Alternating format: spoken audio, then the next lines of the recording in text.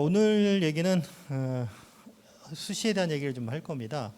전체적인 얘기를 좀 드릴 거고요. 시기가 지금 6월 달이기 때문에 아주 디테일한 그런 얘기보다는 학기를 마무리하기 전에 이러이러한 부분을 좀 신경 쓰면 좋겠습니다라는 그런 얘기를 좀 드리도록 하겠습니다. 뭐 간단하죠. 교과 전형 준비한 친구들 이번 기말고사 너무너무 잘 봐야 합니다. 네, 종합 전형 준비한 친구들 생활기록부의 세분역 특기당을 중심으로 마무리 모집단이 지원할 거와 관련지어서 잘 정리를 해야 됩니다. 시기적으로 교과와 종합을 놓친 친구들 논술 그리고 수능을 써야 되겠죠. 그러면 논술을 어떻게 준비할지 조금 방향을 좀 잡아야 되는 거고, 수능은 끝까지 11월 17일까지 계속 진행해야 되는 거, 이겁니다. 포인트는. 그렇죠. 그래서 7월 달이 돼서 7월 학평도 보고 나서 기말고사 성적표가 나오면 그때는 본격적으로 이제 아까 안내해 드린 그런 상담이나 또 다른 디테일한 상담들 또는 설명을 통해 가지고 우리 애한테 맞는 대학 전형을 이제 몇 개로 리스트업을 하셔야 되는 겁니다. 그래서 오늘은 그냥 전체적인 올해 입시의 특징 정도를 말씀을 좀 드릴 테니까요. 들으시면서 궁금한 거 있으시면 저희가 이게 인원이 그렇게 많지 않으니까 언제든지 질문을 하셔도 괜찮을 것 같습니다. 뭐 대규모 인원이면 질문하기 어렵겠지만 언제든지 그냥 손 들고 이런 건 어떻게 됩니까? 라고 물으시면 제가 답변을 좀 드리도록 하겠습니다.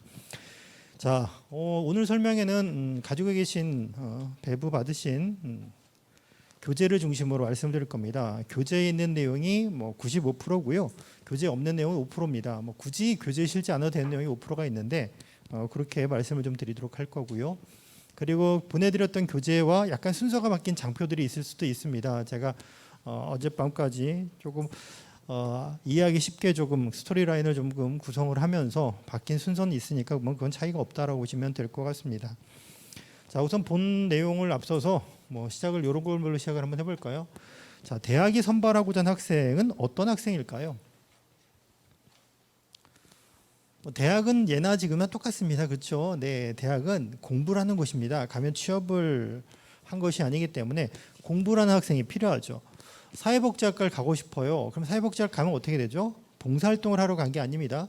봉사활동, 사회복지 이렇게 전반적인 제도를 어떻게 운영하면 좋을지 그걸 연구하러 가게 되는 겁니다. 그러면 필요한 건 뭘까요?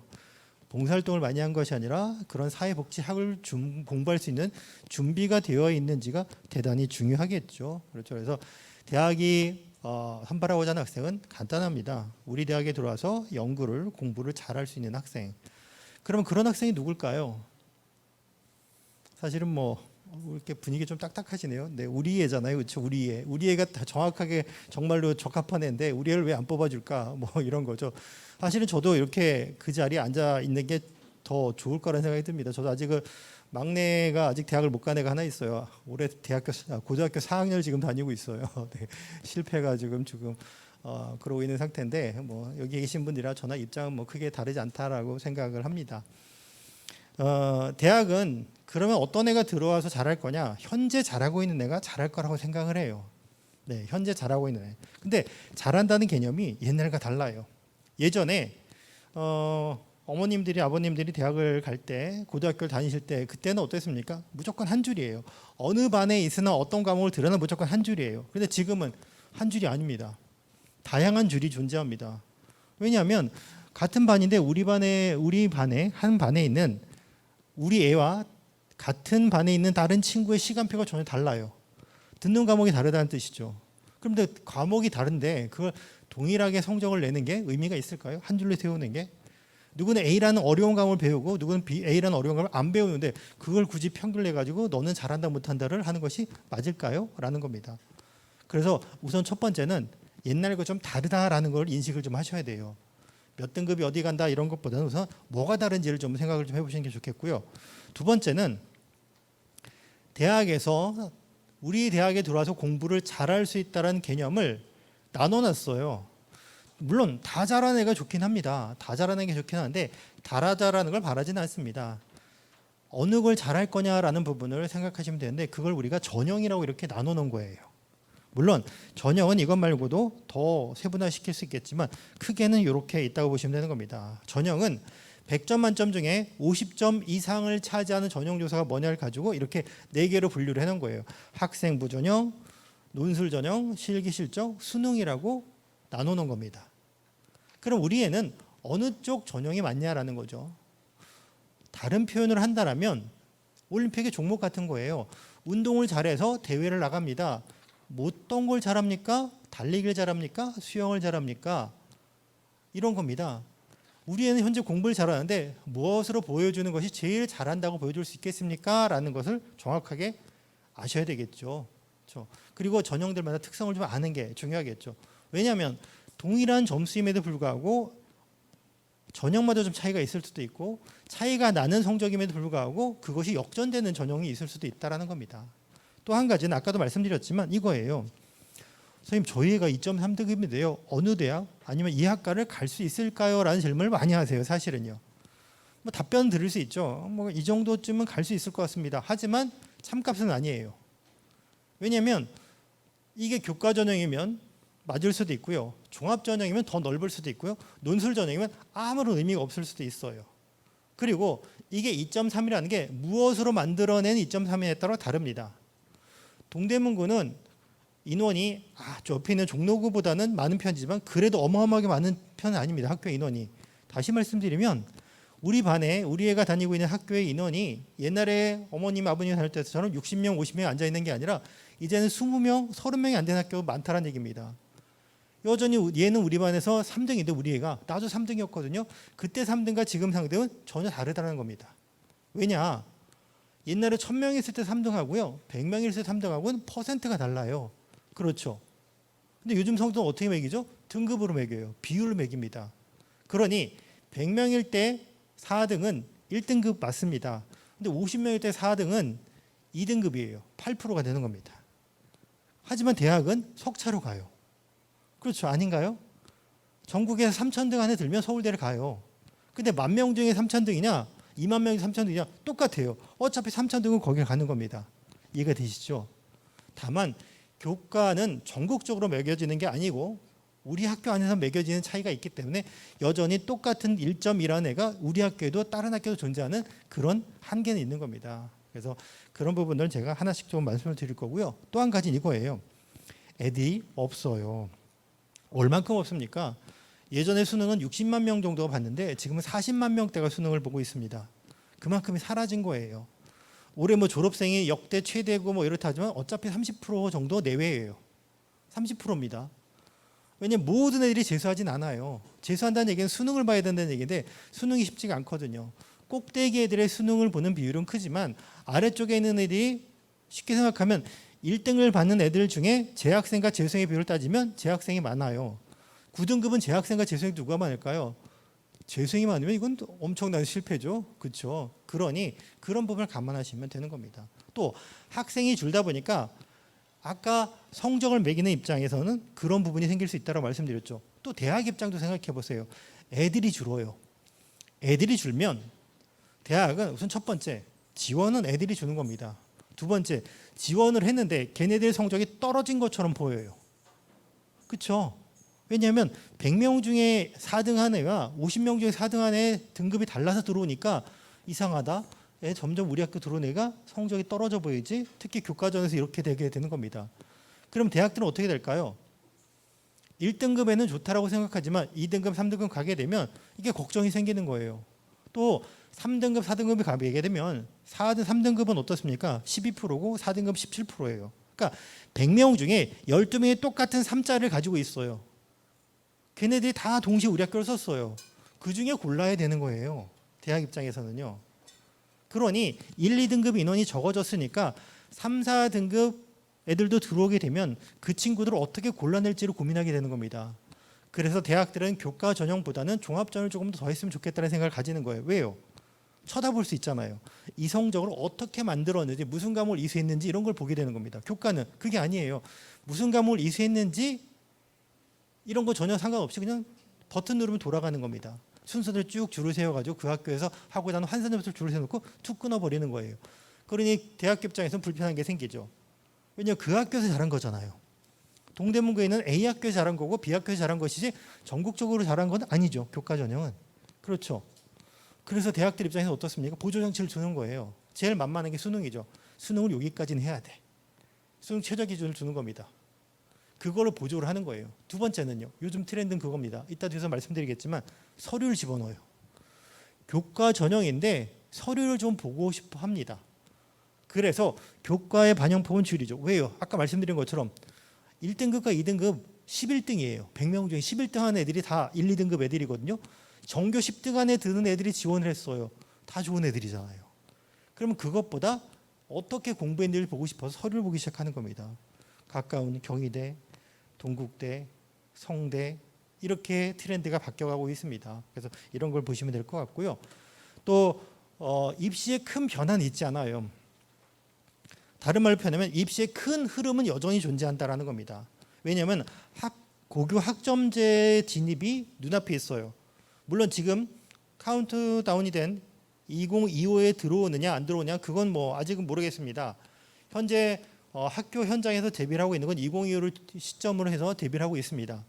그러면 학점제가 들어오게 되면 큰 틀의 변화가 생기는 거예요. 학점제가 들어온다는 건. 왜냐하면 학생들을 등급으로 매기지 않으니까 얘도 A, 얘도 A, 얘도 A가 되는 거예요. 2, 3학년의 과목은요.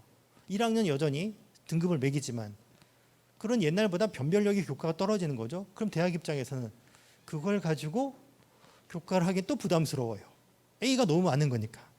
또 두 번째는 과목이 다양해져요. 학점을 하다 보니까 대학 때 생각해 보세요. 한 학기당 한 과목씩 배우는 거예요. 그럼 고등학교도 학점제가 한 학기당 한 과목씩 배워요. 그러니 과목이 2배가 늘어나는 겁니다. 그렇죠. 이런 상황에서 교과만 가지고 할 수 있느냐? 체제가 바뀌어야 되겠죠. 그럼 이렇게 공부하는데 수능은 어떻게 될 거냐? 수능도 고민이 되는 겁니다. 그러니 큰 틀의 변화가 필요한 시기가 2028이 되는 거예요. 2025에 입학한 학생들이 대학을 치르는 게 2028이니까요. 그럼 그때까지는 어떨까요? 큰 변화 주기가 어렵겠죠. 그러면 2022 작년 입시 올해 2023 현재 발표되어 있는 것은 중학교 3학년들이 2026까지는 큰 변화가 없다는 게 이미 문서상으로 나와 있는 상태입니다. 2027 하나 남은 거죠. 그것도 뭐 큰 변화 없을 거라 예상이 들지만 어쨌든 단언할 수 있는 건 지금 현재 2026까지는 국가에서 정해서 운영하는 정책의 변화는 없다. 그래서 비슷하게 간다. 그래서 2023 올해 입시도 2022에 근사하다, 비슷하다라는 겁니다. 그러면 잠깐 작년에 어떤 일이 있었는지 잠깐 살펴보도록 하겠습니다. 작년에는 동대문구에 있는 학생들한테 밀접한 얘기로 친다면 이 세 가지가 가장 포인트일 것 같아요. 첫 번째는 대입 공정성 강화 방안이라는 게 2019년 11월 28일 발표된 것이 적용이 되는 2년차가 됐습니다. 그래서 학생부 종합전형을 살짝 흔들었죠. 그 다음에 블라인드 평가라는 게 도입돼가지고 2년차 진행이 됐어요. 그래서 얘가 동대문구에 있는지 서울 시내에 있는지 모른 채 서류만 보고 평가하는 게 도입이 된 겁니다. 작년에. 입시의 변화는 이따 뒤에서 말씀드리도록 하겠고요. 지역균형이라는 게 도입이 됐습니다. 동대문구 입장에서는 대단히 좋은 것 중에 하나입니다. 왜냐하면 지역균형을 교과 전형으로 가져왔어요. 똑같은 서울 시내지만 지역마다 차이가 좀 다릅니다. 강남에서는 수능 전형이 늘어났으면 좋겠다고 생각하겠죠. 종합전형이 좀 늘어났으면 좋겠다고 생각합니다. 블라인드를 안 했으면 좋겠다고 생각합니다. 하지만 제가 있는 노원구나 동대문구는 수능 성적이 어마어마하게 좋지 않아요. 그러니 차라리 수능은 좀 줄이고 종합이 좀 늘어났으면 좋겠다. 또 준비가 좀 미흡한 친구들은 교과라도 좀 좋으면 갈 수 있으면 좋겠다라는 건데 그 전형이 늘어난 겁니다. 서울시내대학은 교과 전형을 하지 않았어요. 교과 전형을 한 대학은요 한양대밖에 없었어요. 재작년까지는 한양대 그다음 중앙대였어요. 근데 지금은 다 있습니다. 연대, 고대, 서강대, 성균관대. 그래서 교과 전형이 많이 늘어났습니다. 그럼 어딘가가 줄어야 되겠죠. 학종이 좀 줄었습니다. 논술이 좀 줄었습니다. 네. 다만 수능은 조금 더 늘어났죠. 정부의 방침 때문에. 그리고 통합형이라는 선택하는 수능이 도입이 됐습니다. 네. 처음으로 도입이 됐죠. 네. 올해 2년차가 됩니다. 뭐 유불리가 있다라고 이렇게 얘기를 하죠. 더군다나 작년에는 거기에 난도 문제까지 겹쳤죠. 불수능을 넘어서 뭐 용암 수능까지 해가지고 똑같은 1등급인데 20점 가까이 차이가 나는 그런 일이 작년에 벌어졌습니다. 이거는 뭐 매년 어떤 과목이냐의 문제지 뭐 안 일어났던 일은 아니었고요. 그러고 또 가장 메인 특징 중에 하나가 이거죠. 교차 지원했습니다. 예전엔 교차 지원하면 인문 쪽 애들이 자연 쪽으로 갔어요. 왜냐하면 자연 쪽의 컷이 좀 낮았거든요. 아까 말씀드렸죠. 대학은 석차대로 갑니다. 석차대로 가는데 자연 계열의 상위권 학생들 같은 경우에는 의대를 선호해요. 의대, 치대, 한의대, 수의대를 선호합니다. 근데 서울 시내의 수의대는 예를 들어서 서울대와 건대밖에 없거든요. 그러면 수의대를 가고 싶으면 다 지방으로 가요. 수의대 가는 애는 누굴까요? 성적 좋은 애들이에요. 그러니 빠져주니까 자연스럽게 뒤후순위 애들이 인서울이 가능하죠. 그러니 마지막 선을 맞춰보면 인문이 자연보다 조금 높죠. 그러니 인문 학생들이 자연으로 건너갔습니다. 근데 작년부터는요. 반대 현상이 일어났어요. 자연 쪽에 있는 애들이 인문을 가게 됐습니다. 이 부분 조금 더 자세히 말씀을 좀 드리도록 하겠습니다. 그리고 약대를 뽑기 시작했죠. 1학년부터. 옛날에 약대가 있었다가 편입으로 바뀌었다가 다시 약대를 이제 1학년부터 뽑기 시작했습니다. 거기와 덧붙여서 의학 계열, 의대죠. 의대 인원이 많이 늘어났습니다. 그래서 상위권 애들은 옛날과 쓰는 패턴이 달라졌어요. 이것 때문에 두 가지 패턴이 생긴 겁니다. 첫 번째, 반수생, 졸업생들의 의대, 약대 몰입도가 되게 높아졌습니다. 저희 지역도 마찬가지고 저희 학교도 마찬가지예요. 서울대를 다니면서 약대 의대로 가겠다라고 반수한 친구들이 더 생겼고요. 그리고 예전에는 의대를 쓰고 불안하니까 아래쪽에 공대를 좀 써고 가는 성향이 있었는데 이제는 대놓고 의대학대만 써요. 충분히 풀이 형성이 되거든요. 예를 들면 약대 같은 경우도 이렇게 분할선이 보여요. 아주대, 삼육대, 덕성여대 요 선을 기준으로 위아래로. 그러니 학생들이 이렇게 쓰지 이렇게 쓰진 않거든요. 그래서 이런 모습들이 나타나게 됐다라는 거죠. 그러면 우리는 의대, 약대에 관심을 그러면 반대 급부가 생기죠. 왜요? 상위권 애들이 다 위로 몰입을 합니다. 그러면 아래쪽이 비는 거예요. 약대가 늘어난 만큼 의대가 증원이 된 만큼 어떻습니까? 작년 한 1,500등 정도가 비게 되는 거예요. 1,500등이면요. 서울대 자연계열 하나가 1,500등이에요. 그러니 그만큼 인원 다 위로 가니까 거기 서영구에 갈 애들이 위로 가게 되고 서성을 갈 애들이 서영구를 가게 되고 이런 일이 벌어지게 되고 더군다나 교차까지 가게 되니까 자연계열 애들이 갈 수 있는 땅은 어마어마하게 많아졌다는 겁니다. 그러면 조금 더 자세히 말씀드릴게요. 작년에 왜 교차를 하게 됐느냐? 네, 왜 교차를 하게 됐느냐? 그냥 이거 들어보세요. 제가 교재에는 안 실었습니다. 그냥 뭐 작년 얘기라 굳이 교재에 실을 필요는 없을 것 같아서 그냥 들어보세요. 작년에 이게 제가 소속돼 있는 단체가 있는 서울시 교육청에 있는 교육연구정보원에서 이렇게 학생, 학부모, 교사분들을 위해서 자료들을 많이 만들어냅니다. 그 중에 하나가 이렇게 배치 지원점을 이렇게 발표를 하는데요. 특이하죠.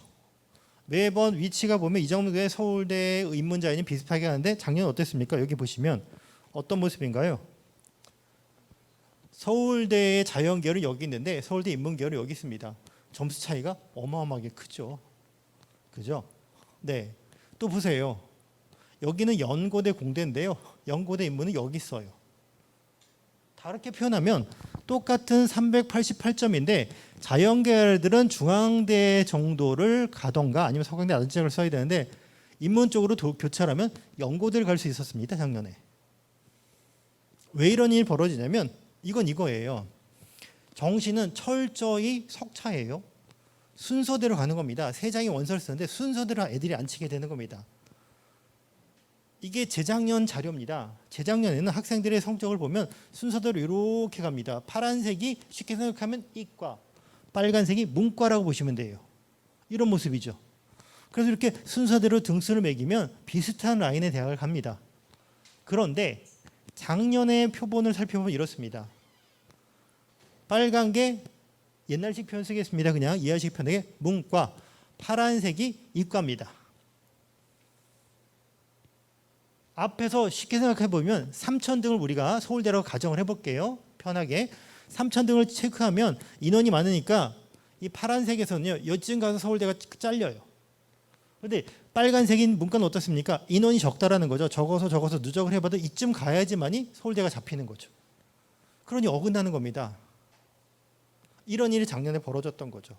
이렇게 분포가 달라진 이유는 간단해요. 수학이 가장 큰 영향을 미칠 수밖에 없었습니다. 그 전까지는 국어나 영어나 괜찮았어요. 네. 근데 수학은 분리해서 했습니다.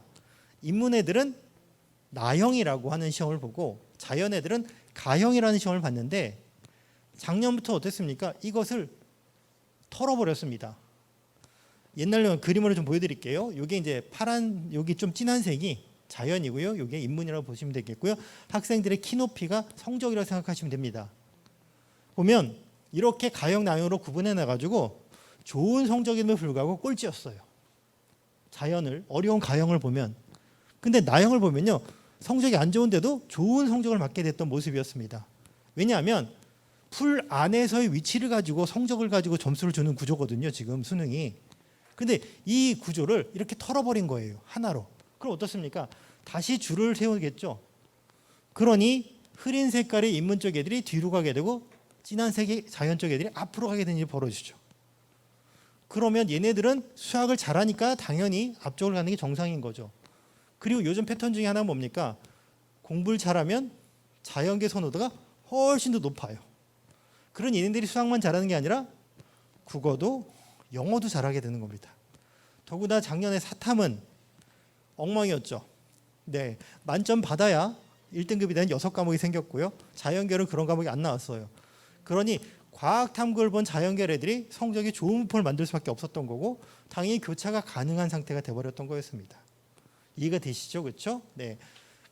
그래서 점수를 보시면 똑같은 만점을 받았는데 미적분과 기하를 선택한 애들은 147점이라는 점수를 받고 확률과 통계를 선택한 애는 144점을 받아서 3점 차이가 나게 됐던 게 작년이었습니다.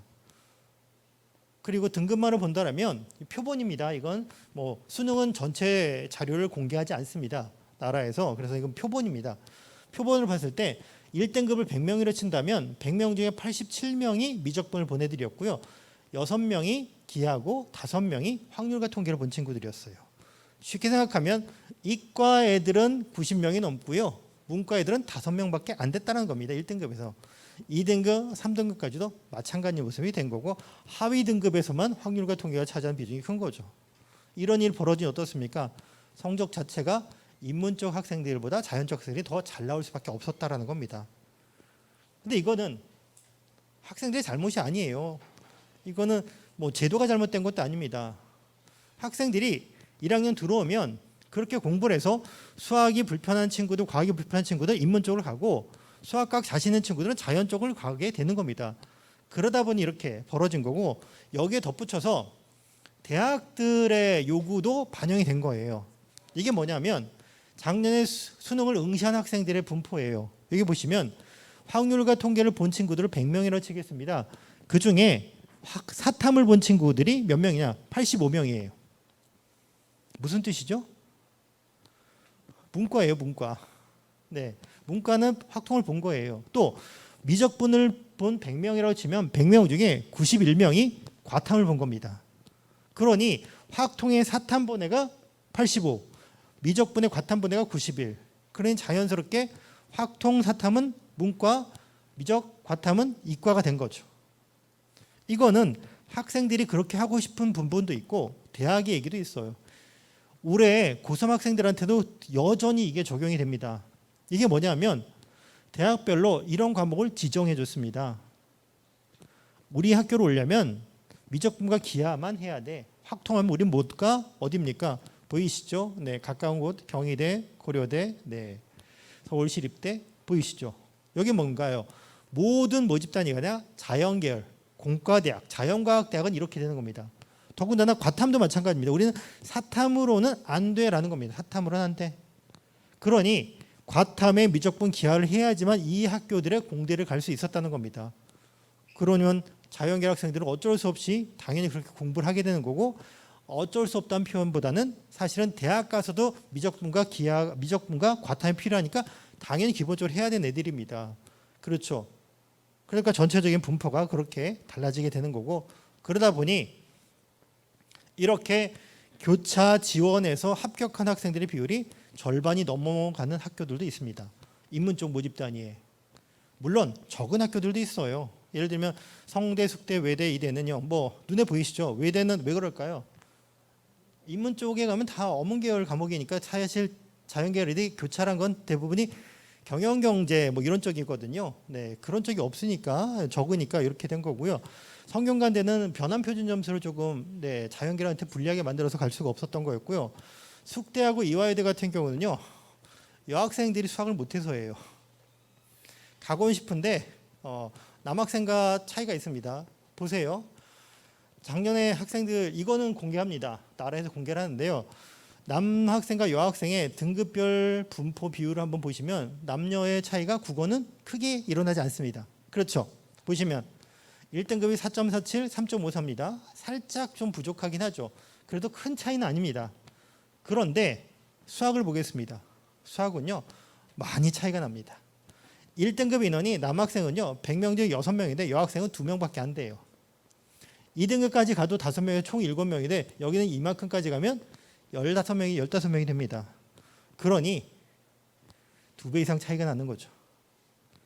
요쯤을 가면 이제 3등급 정도가 되면 이제 서울시내대학을 3.5등급 정도가 이제 서울시내대학을 가게 될 텐데요. 4등급까지도 갑니다. 물론 작년부터는 그렇게 됐죠.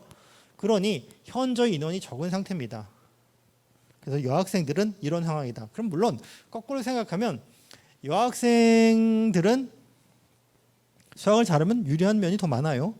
여학생 선호도가 높은 학교라든지 여학생만 뽑는 학교에서 수학을 잘한다. 그럼 훨씬 더 유리해지는 겁니다. 자연계열은 반영 비율도 높고 그렇기 때문에 훨씬 더 유리해지게 되는 거고요.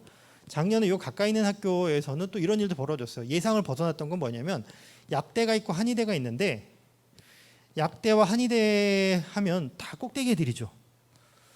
약대랑 한의대랑 어디가 컷이 더 높았을까요?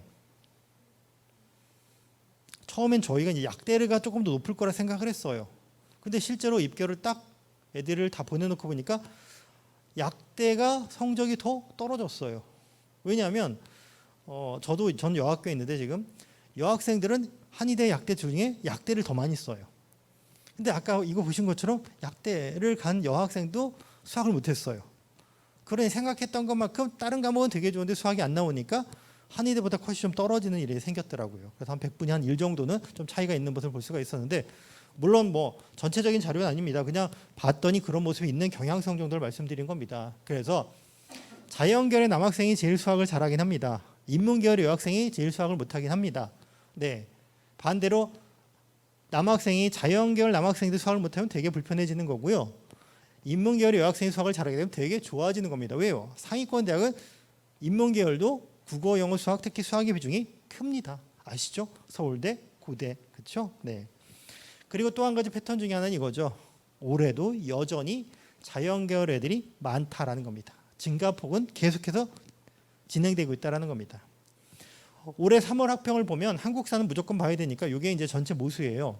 작년에 비해서 4만 명 정도가 줄었던 게 눈에 보입니다.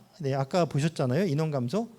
그런데 확률과 통계 인원은 많이 줄었죠. 근데 미적분 인원은요. 늘어났어요. 이걸 어떻게 해석해야 될까요? 전체 인원은 4만 명이 줄었는데 미적분 인원은 2,000명이 늘어났어요. 또 비율상으로 봐도 33%인데 39%, 40%에 육박을 합니다. 그럼 여전히 선호도는 자연계 선호도가 더 강해지고 있다는 거죠. 이건 미적분 작년 미적분 유리하니까 문과 애들이 쓴 거 아닐까? 그래서 탐구를 봤어요. 탐구를 사탐을 본 친구들과 과탐을 본 친구를 봤을 때 비율이 사탐은 줄고 과탐은 늘어났어요.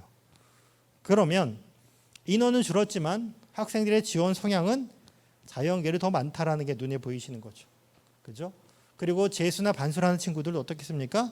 자연계열 쪽이 조금 더 많을 거라는 거 눈에 보이시죠. 그렇죠? 자, 성적은 어떻게 될까요? 올해도 비슷해요. 지금 가채점이지만 저 서울 중등진학지도 연구회에서 발표를 했습니다.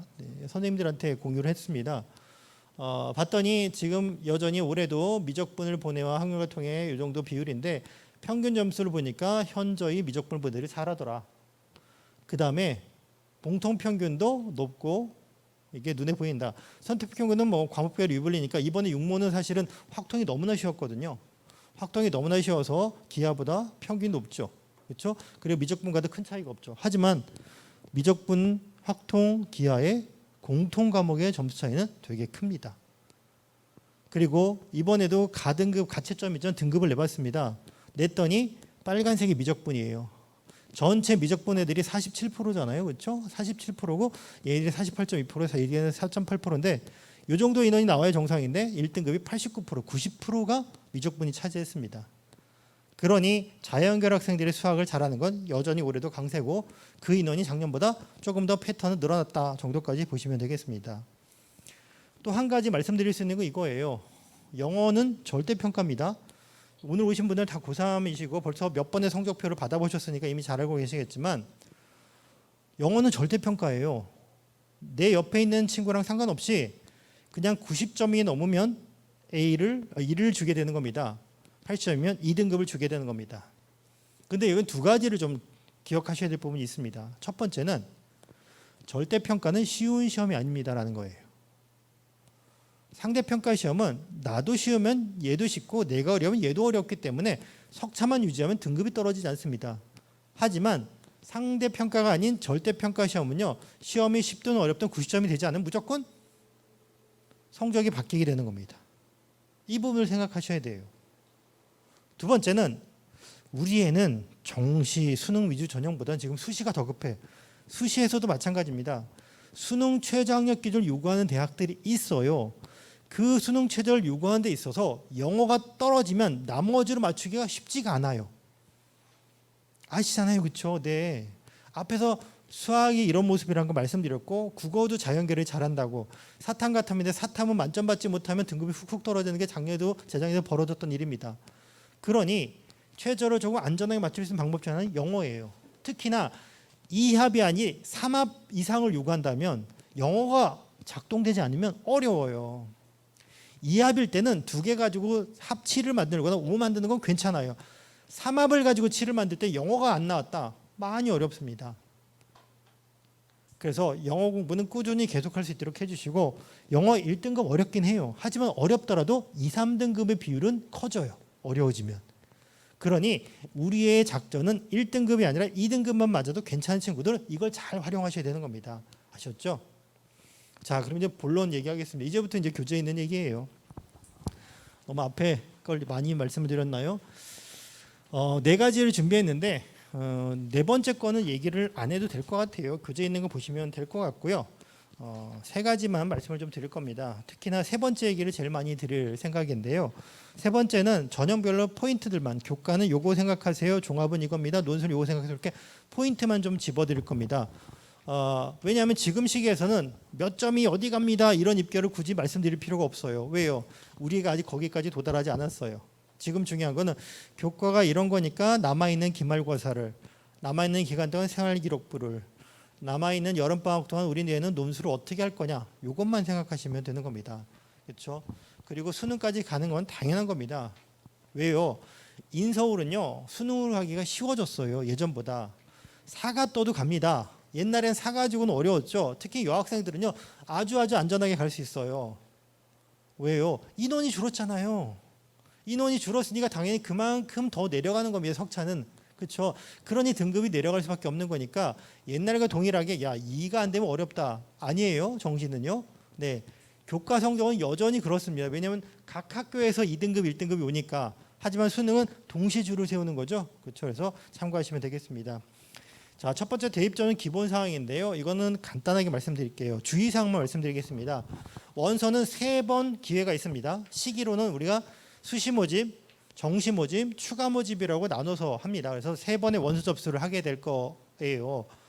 자, 근데 첫 번째는 이제 수시 모집이죠. 이제 9월 달부터 시작을 하게 될 텐데요. 조심하셔야 될 건 이겁니다. 6번을 지원하는데 6번을 추가해서 지원할 수 있다 없다? 있습니다. 6번을 초과해서 지원할 수 있는 대학의 타입은 교재에도 있는 것처럼 2가지 타입이 있는 거예요. 네. 첫 번째는 특별법에 설치된 대학들입니다. 스트라고 얘기하는 그런 과학 목적 대학들이 있죠. 특수목적 과학 대학들이 있고 그다음에 사관학교 경찰대학들이 있고 전통문화 학교가 있고 방통대도 사실 여기에 속합니다. 네. 이 학교들이 하나의 그룹이고요. 두 번째는 전문대학 산업대학이 두 번째 그룹이에요. 이 두 그룹의 공통점은 뭐냐? 둘 다 6장 플러스 원서 써도 돼요. 괜찮습니다. 쓰셔도 돼요. 그럼 이 둘을 왜 둘로 구분해놨냐? 차이점이 있습니다. 첫 번째 있는 특별법에 설치된 특수대학은 합격을 해도 정시 수능 위주의 지원이 가능해요. 두 번째 있는 산업대 전문대 그룹은요, 지원을 했는데 괜찮지만 합격을 하면 등록 여부와 상관없이 정시 의견은 없습니다. 추가 모집도 없습니다. 그걸 끝이에요. 그러니 원서는 마음껏 20장, 30장 써도 됩니다. 하지만 합격을 그중에 한 장이라도 받으면 정시 의견은 없는 거예요. 내가 그 대학이 마음에 들지 않아서 등록하지 않더라도 끝나는 겁니다. 아셨죠? 그러면 6장, 5장, 3장 이건 어떻게 되는 거냐? 수험번호예요. 수험번호의 개수입니다. 대학의 개수가 아니에요. 네, 어느 대학은 뭐 4장, 5장까지 쓸 수 있는 대학들이 있습니다. 복수 지원을 허용합니다. 그럼 그 대학 하나 썼으니까 하나 아닌가요? 아니에요. 수험번호예요. 교과 전형 수험번호 하나, 종합 전형 수험번호 하나, 논술 전형 수험번호 하나, 3개입니다. 벌써. 그러니까 수험번호가 기준이라는 겁니다. 네, 또 다른 말로 뭐예요? 결제한 대금이에요. 이렇게 보시면 됩니다. 결제했어요. 결제 3번 하시면 되는 겁니다. 이렇게 생각하시면 되는 겁니다. 네, 동시에 결제는 안 되니까. 그리고 주의할 거 한 가지 또 이겁니다. 합격한 거를 내가 모를 수도 있잖아요. 몰라도 네, 합격으로 처리합니다. 원서 접수할 때 아마 여기 큰 애를 보내보신 분들 아실 거예요. 접수할 때 뭔 전화번호를 그렇게 많이 요구하죠? 엄청나게 요구합니다. 4개, 5개를 집어넣게 돼 있어요. 전화번호를요. 왜요?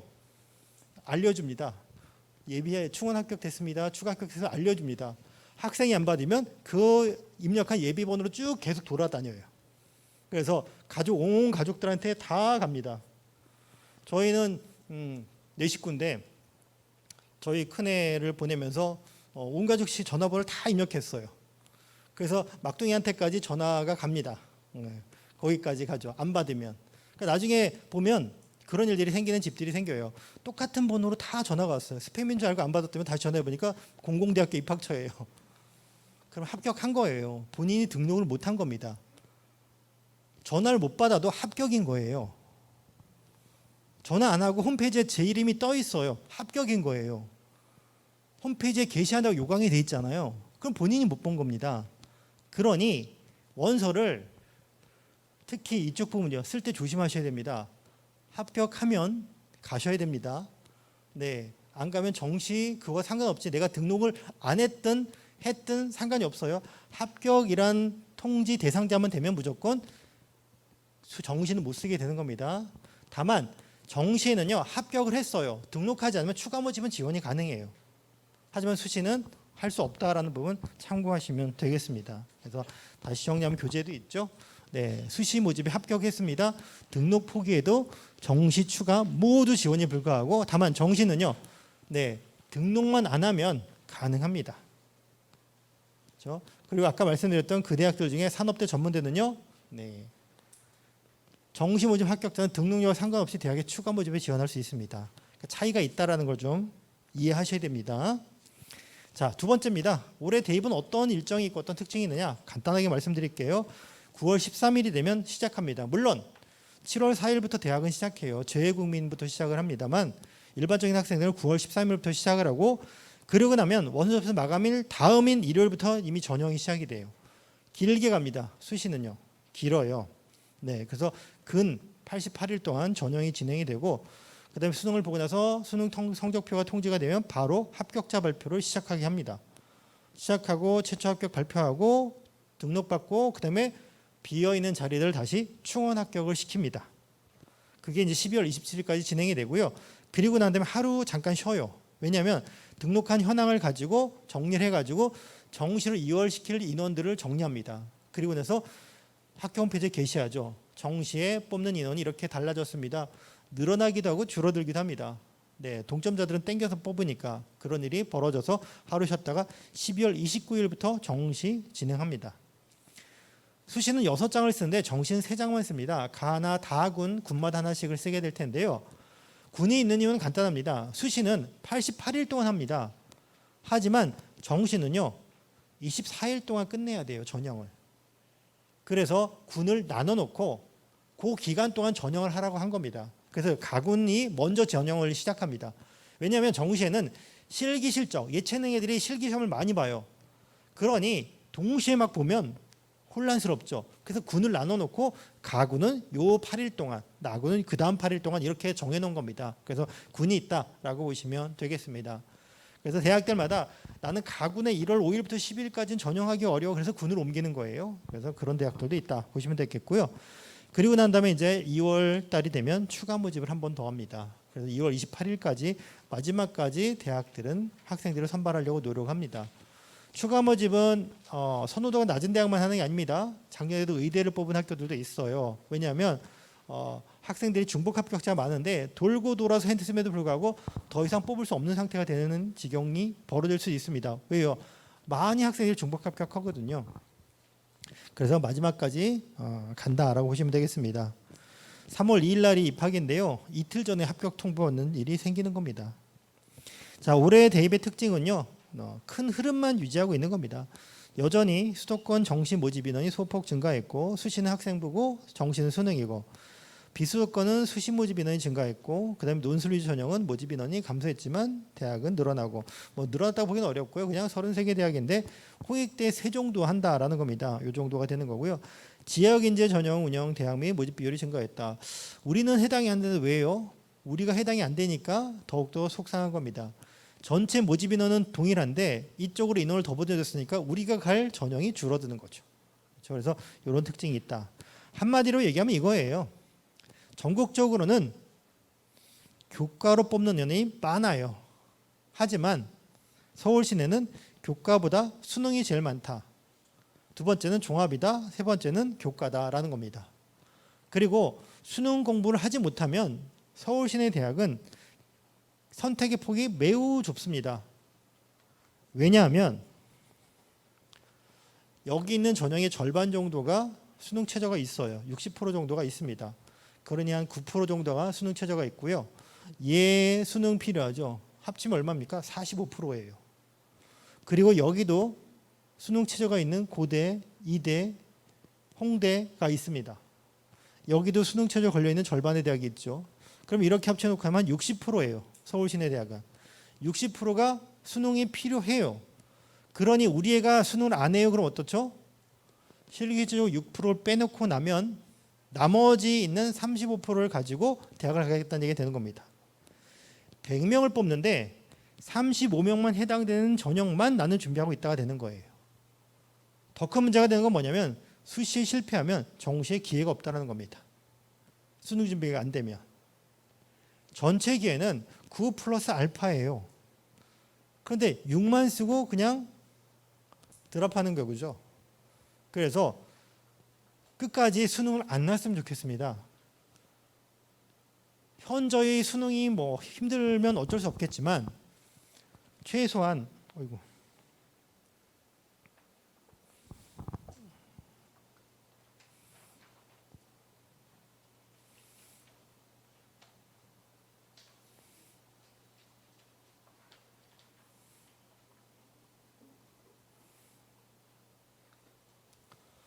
최소한 할 수 있는 만큼은 수능을 좀 챙기는 게 좋다라고 말씀드립니다. 이따 정리해서 뒤에서 다시 한번 말씀 좀 드리도록 하겠습니다. 지역별로 나눠보면 이렇죠. 교재에 있는 것처럼 서울과 수도권은요. 교과의 비중보다는 종합과 수능의 비중이 더 크다는 걸 눈에 보실 수 있을 겁니다. 또 대학별로 쪼개보면 더 명확하게 보이시죠? 자, 앞에 보셨던 이런 건 아무런 의미가 없어요. 그냥 흐름이에요. 중요한 건 이거죠. 우리 애가 또는 우리 집에서 얘를 보내고 싶어하는 대학은 어떤 구조로 되어 있느냐. 우리 애는 열심히 논술을 해서 고대를 가야지. 못 갑니다. 고대는 논술 전형이 없어요. 이런 거죠. 그렇죠. 그래서 그런 부분을 꼭 챙기셔야 되는 겁니다. 자, 그리고 방금 말씀드린 논술이 전형 규모는 유지하고 있습니다. 학교는 36개예요. 홍대, 세종이 자연계열에 늘어났는데 이것도 의미가 있어요. 왜 의미가 있냐? 사실은 교과나 종합이 정말로 어려운 전형 중에 하나예요. 삐끗하면 방향이 완전히 달라집니다. 이게 어쩔 수가 없어요. 교과나 종합이라는 게 특히나 학교의 인원수가 작은 학교들 입장에서는요. 대단히 불편할 수밖에 없는 전형 중에 하나예요. 그러니까 등급 주고받기가 일어나는 학교들도 마찬가지고요. 시기를 놓치면 복구가 안 돼요. 1학년 때 잠깐 쉬다가 2학년 때 열심히 하려고 해요. 이미 1학년 게 없는 거예요. 그러니까 시기가 의미가 있는 시의성 있는 전형이거든요. 또는 이렇게 본인이 사정이 있어가지고 잠깐 한 학기를 놓치거나 1년을 놓칠 수도 있겠죠. 그런 친구들이 대학 가기가 대단히 불편해요. 현재 상황에서는요. 교과 전형, 종합 전형 가기는. 물론 종합 전형 그게 어필이 됩니다. 얘가 잠깐 이렇게 된 게 다시 복구가 되면 되거든요. 근데 교과 전형은 그게 또 안 되죠. 예? 어쨌든 교과 성적이 좋은 애들이 가야 되는 거니까. 논술 전형은 그런 친구들 중에 특정한 과목들을 잘하는 친구들이 준비하면 좋은 전형 중에 하나예요. 지금 3학년 입장에서는요. 인문계는 사실은 권유하지 않아요. 저는. 자연계열은 조금 고민을 해도 괜찮다고 생각을 해요. 어차피 자연계열 학생들 지금 교과나 수능, 교과나 종합 준비가 안 돼 있다라면 어차피 수능으로 가려고 지금 준비하고 있는 거잖아요. 그럼 정시에 수능을 쓸 건데 그럼 수시에 쓸 전형이 없죠. 그런데 내가 수능 준비 뭘 하죠? 수학, 과학을 중심으로 하잖아요. 논술은 바로 자연계열 논술 수학, 과학 중심이에요. 특히 올해는 아예 수학 학교들이 더 많아졌어요. 내년 되면 더 많아지고요. 그러니 병행해서 하는 게 가능해요. 그리고 눈에 보여요. 이 정도 레벨이 돼야 수능 성적이 이 정도 등급은 나와야 이 대학 논술을 풀 수 있다는 게 눈에 보여요. 왜냐하면 대학은 대학별 과정 간단하거든요. 우리 대학을 올 수 있는 학생들을 줄을 세우는 시험이에요. 그러니 그 학교에서 공부할 수 있는 정도의 난도를 내기 때문에 그 학교 정시 언저리쯤에 있는 수준의 난도를 가지고 있고 그 정도 애들이 모여서 합격을 하는 겁니다. 그 정도 언저리에 있지 않은 애들은 그냥 들러리예요. 준비하지 않은 채 그 학교를 가고 싶은 허수 지원자들이 많은 겁니다. 왜냐하면 교과나 종합은 눈에 보이니까 쓸 수가 없고 종합은 논술은 그나마 그게 안 보이니까 쓰는 거예요. 우스갯소리를 그렇게 하는 겁니다. 교과 종합은요. 과거에 준비한 걸 쓰는 거예요. 이미 데이터가 나와 있는 거고요. 수능과 논술은 뭡니까? 미래를 보고 쓰는 거예요. 할 수 있다고 생각하는 거예요. 난 가서 잘할 수 있을 거야. 그렇죠? 하지만 과거가 힘들었던 친구는 현재 미래도 어려운 거예요. 그래서 이런 것도 기회가 되는 친구들이 있다라는 부분입니다. 준비하면 가능합니다. 절대로 로또가 아니에요. 논술은요. 준비되는 학생들은 충분히 합격을 합니다. 그리고 올해 입시 특징 중에 하나는 고른기의 특별 전형이 정원 내에서 좀 선발 비율이 증가했다는 겁니다. 물론 해당자가 많지는 않습니다. 늘어난 인원이 지역인데도 농어촌이 좀 많은 편이 그죠? 네. 그런데 기초수급이나 차상위나 한부모나 네, 이런 것들이 좀 있습니다. 고른기에 해당이 된다라면 요건 생각해 볼 필요가 있어요. 인원이 좀 늘어났으니까. 왜냐하면 일반 전형보다도 현저히 조금 낮습니다. 입결이. 그러니 이런 부분은 두 가지만 체크하시면 됩니다. 첫 번째, 자격 기준이 되는지. 두 번째, 너무 몰아서 여찬을 쓰지 말자. 이 정도만 생각하시면 돼요. 그렇죠? 자, 오늘 제일 많은 말씀을 드릴 건 요거예요. 전형별 체크 포인트에서 세 가지를 지금부터 말씀을 좀 드릴 겁니다. 그래서 키워드를 중심으로 말씀을 좀 드릴 텐데 약간 표가 좀 달라진 것들도 있으니까 수치가 좀 틀린 게 있더라고. 그건 좀 수정을 했습니다. 네. 자, 우선 교과 전형 말씀을 좀 드리도록 하겠습니다. 교과 전형은요, 세 가지 키워드입니다. 첫 번째는 지역 균형 전형, 두 번째는 교과 성적, 세 번째는 최저 충족입니다. 지역 균형은 앞서서 설명을 드렸던 것처럼 서울 시내에 있는 인천과 경기도를 포함해서 수도권에 있는 대학들이 지역 균형이라는 전형을 꼭 해야 되는 10%를 꼭 해야 되는 목적성을 가지기 때문에 교과 전형이 늘어났습니다. 당연히 기회가 늘어난 학생, 학교, 지역이 생길 수밖에 없겠죠. 옛날에는 종합전형 1세기였던 상위권 대학들의 교과로 갈 수 있는 기회가 생겼다는 거고, 두 번째는 교과 전형은 말 그대로 교과 전형, 교과가 주인공인 전형이에요. 그러니 교과 성적이 중요합니다만 교과 성적이 중요하다는 관점이 다르다는 겁니다. 우리 반 1등에는 잘하고 2등인 우리 애는 별론가? 아니라는 겁니다. 교과 전형은. 대학마다 하는 방법이 좀 달라요. 그렇기 때문에 끝까지 기말고사를 잘 보는 게 좋다라는 겁니다. 그 다음에 세 번째는 최저 충족이에요. 교과 성적은 우리 학교에 1등급이 있는 것처럼 9등급이 있어요. 모든 학교가 똑같습니다. 1등급도 있고 9등급이 있어요. 1등이 무슨 뜻이죠? 그 학교에서 1등급이라는 얘기예요. 전국적인 실력은 모르겠어요. 하지만 그 학교에서는 잘하는구나. 그걸 높이 평가할게. 그런데 100% 믿긴 좀 어렵구나 라는 겁니다. 그럼 보조장치를 뭘 둘까요? 여러 가지 둘 수 있겠죠. 보편적인 게 수능 최저예요. 그래서 서울시내대학은 한 56% 정도가 수능 최저를 걸고 있습니다. 다시 말씀드리면 수능 최저를 못 맞추면 40%의 대학을 지원할 수밖에 없다는 얘기가 되는 겁니다. 그렇죠? 그리고 면접을 본 학교도 있고 서류를 본 학교들도 있다라는 건데요. 지역균형 전형의 현황은 이렇습니다. 숫자 오류가 좀 있죠. 네. 죄송합니다. 좀 고치시면 좋을 것 같아요. 네. 뭐 별로 중요하진 않아요. 네, 별로 중요하지 않습니다. 그냥 이렇게 패턴 정도가 있다고 보시면 됩니다. 전형 방법은 학생부 100이 제일 많습니다. 19개 학교입니다. 19개 학교가 있고 면접을 본 3개 학교가 있고 서류를 본 4개 학교가 있습니다. 서울시 기준으로 말씀을 좀 드립니다. 네, 거기 틀렸죠? 네. 그리고 수능 체제를 적용한 학교가 18개 학교가 있고요. 적용하지 않는 학교가 8개가 있습니다. 네. 그리고 추천 인원을 제한한 학교가 16개가 있고 제한하지 않은 10개가 있습니다. 그러면 지역균형과 관련해서 어머님들이 아버님들이 학생이 꼭 알아야 될 거는 이거죠. 16개 학교죠. 16개 학교. 추천인원 제한하는 16개 학교입니다. 왜요?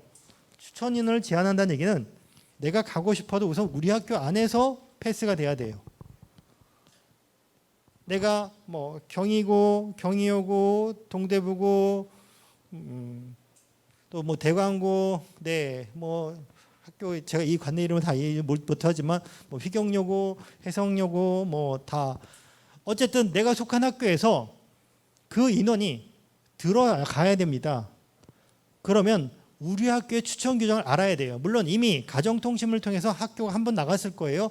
언제부터 어느 시기에 이렇게 받는다라고 돼 있을 거예요. 그렇죠? 언제부터 사관학교는 이때 받을 거고요. 일반대학은 이때 받을 거니까 참고하세요. 가통이 먼저 1차가 나갔을 거예요. 그리고 홈페이지에 아마 그 규정이 올라갔을 겁니다. 또는 학군이 회의록에 포함이 돼 있을 거예요. 그러면 우리 학교에서 어떤 기준으로 몇 명까지를 하고 있는지를 보셔야 되는 거예요. 왜냐하면 몇 명이라고 돼 있는 게 있어요. 대학들마다 10명, 20명, 계열마다 4명 이렇게 있는 학교들은 학교의 사이즈와 상관없이 지원할 수 있는데 3%, 4%인 학교들이 있어요. 그럼 학교의 사이즈에 따라서 우리 학교에서 보낼 수 있는 인원이 제한되어 있다는 얘기가 되는 겁니다. 그렇죠?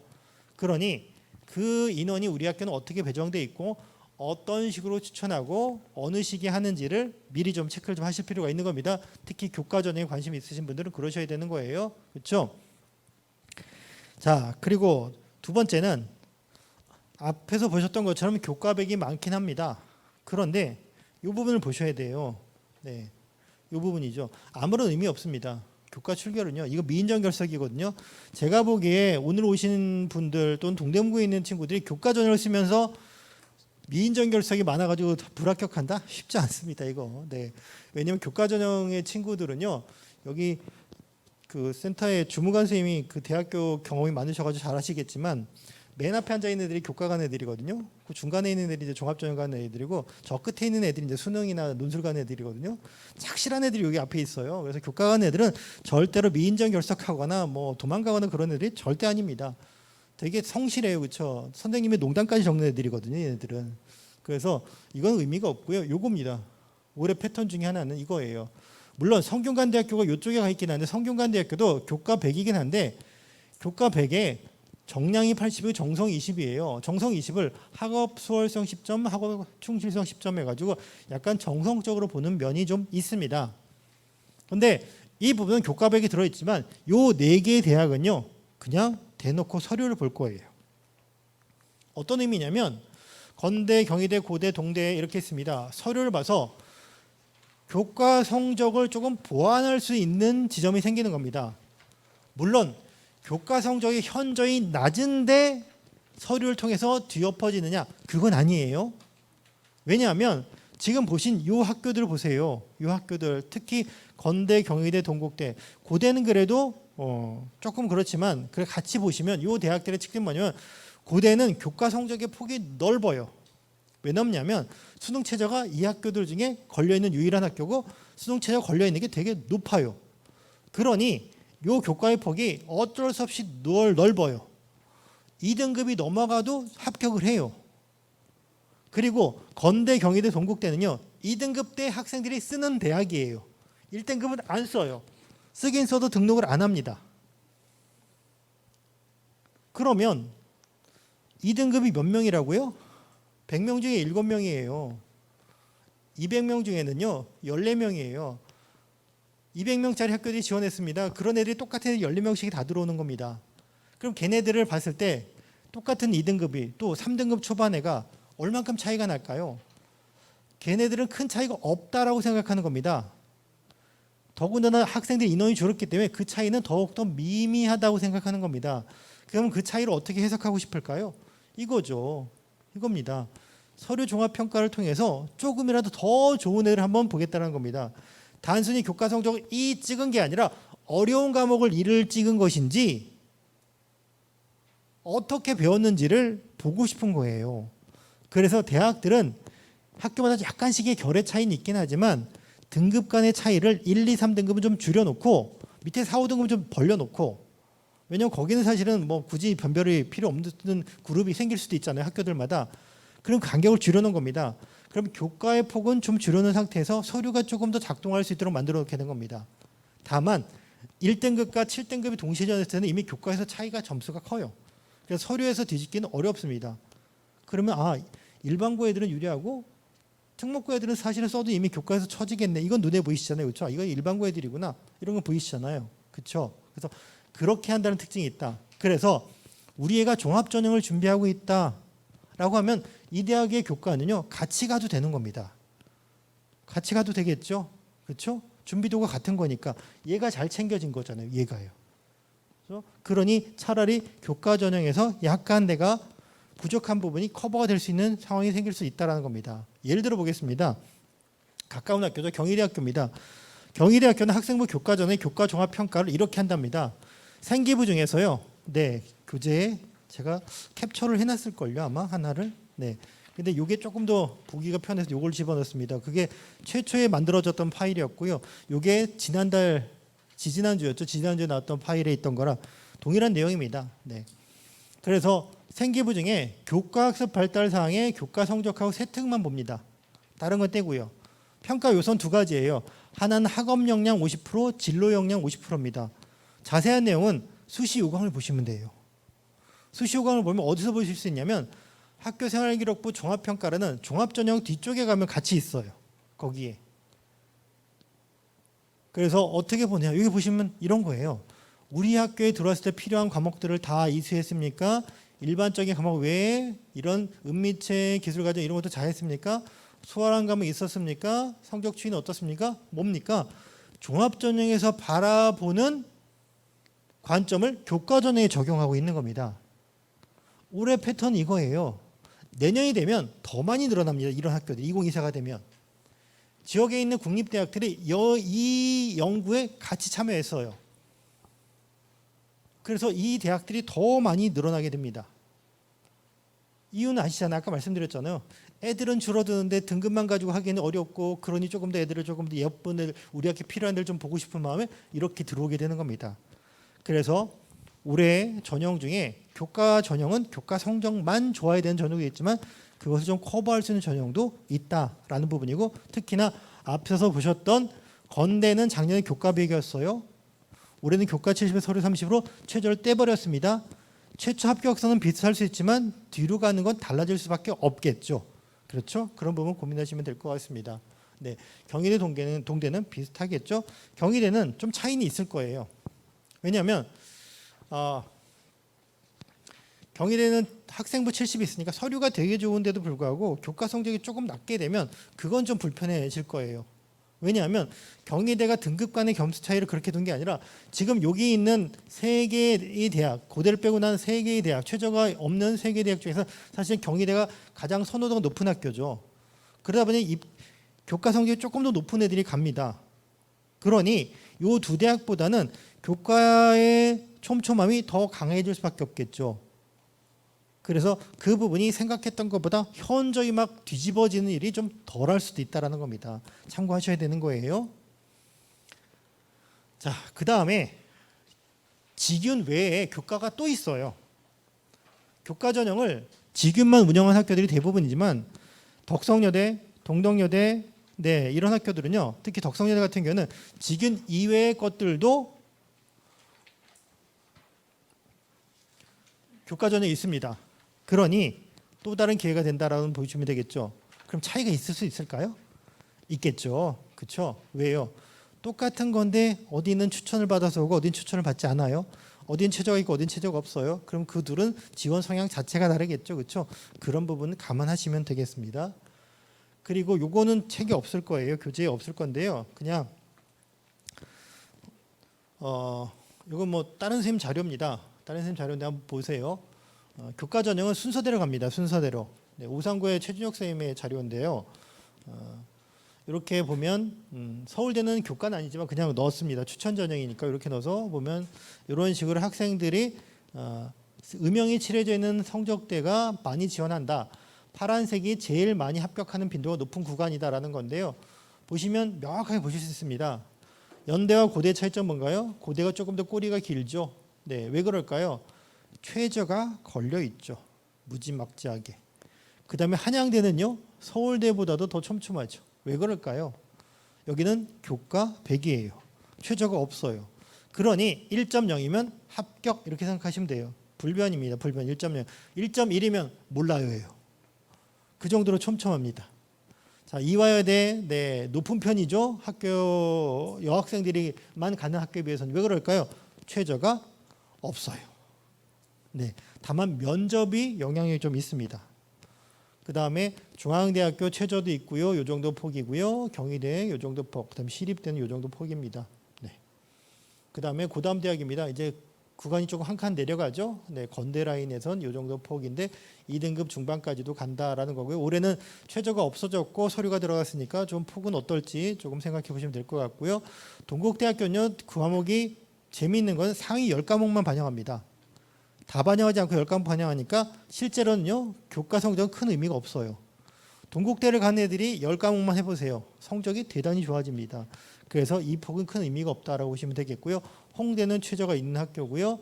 네, 숙대, 국민대, 숭실대 여기 요 라인 합니다. 그 다음 이제 넘어가면 이제 단대 이렇게 되는 겁니다. 요 정도 라인으로 보시면 될 거죠. 네. 자, 두 번째 키워드는 교과 전형에서는요. 교과 성적이에요. 교과 성적은 우리 반에서 제일 잘하는 1등이고 그 다음에는 못하는 거냐? 아니라는 겁니다. 대학마다 달라요. 첫 번째는 반영 교과의 범위가 다릅니다. 보시면 이해되시죠?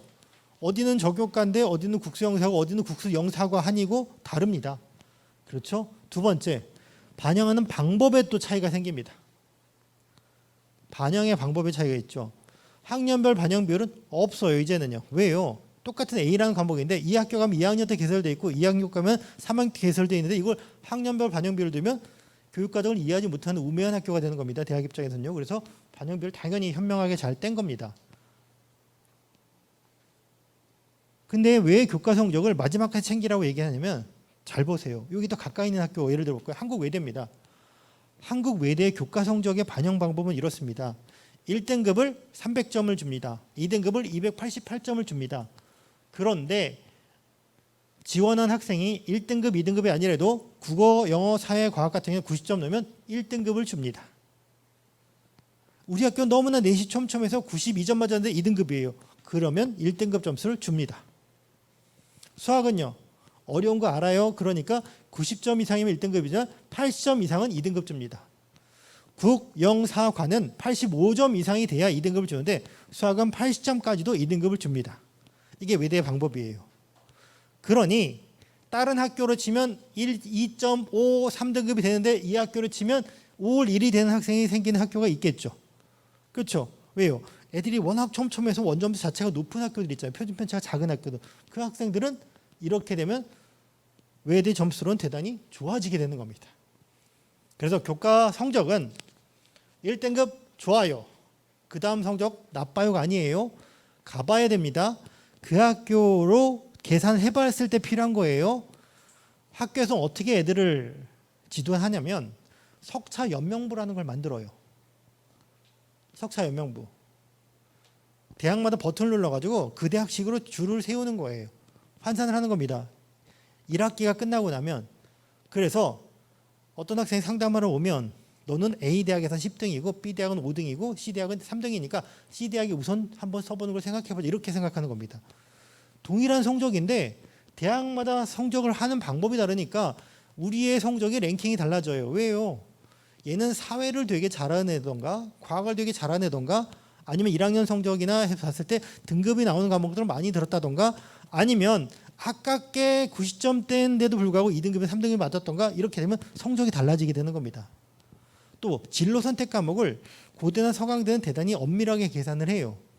근데 밤마다 사실은 뭐 저희 지역도 그렇고 밤마다 뭐 20명씩 30명씩 고대 서강대를 쓰진 않잖아요. 그렇죠? 많이 써야 두세 명이잖아요.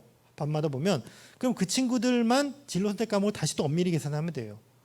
고대 같은 경우는 진로 선택 과목이 A다. 그럼 1등급이에요. 대신에 1점 몇 등급이냐는 그 학교 A의 퍼센트를 보고 얘기해요. A가 30%다. 그러면 너는 1.3등급을 주게 되는 거예요. 그냥 B를 맞으면 문제가 돼요. 대신에 고대는 A가 30%잖아요. 그럼 B는 이미 30% 해당되는 등급으로 내려가게 되는 거예요. 30%는 몇 등급입니까? 3등급이 넘어갑니다. 그렇죠? 우리가 4%, 7%, 그러니까 11%, 그다음에 23%까지가 3등급이에요. 그렇죠? 그러니까 30%가 넘어가면 4등급이 되는 겁니다. 그럼 걔는 B를 맞았는데 4점 몇 등급이 되는 거예요. 그게 고려대 방식입니다. 서강대는 그보다 더하죠. 이렇게 100분위로 줄을 세워요. 다시요. 그래서 그 부분은 학교에서 줄을 세우는 것 가지고 교과 성적은 해야 된다. 근데 지금은 그것보다 뭐가 더 중요하다? 기말고사를 잘 봐야 된다라는 겁니다. 기말고사를 못 보면 안 돼요. 이미 잘 본 중간고사 수행평가를 망치면 안 되는 겁니다. 그렇죠? 특히나 인문계열, 자연계열은 기말고사 몇 개 안 돼요. 그렇죠? 있습니까? 기말고사? 몇 개 안 돼요. 대부분 투 과목이 진로 선택 과목이라 이미 성적 나왔어요. 수행평가 100으로 나오는 학교들도 있을 겁니다. 하지만 인문계열은요. 국어, 영어, 사회가 살아있어요. 그렇죠? 그러니 마지막까지 잘 챙겨야 되는 겁니다.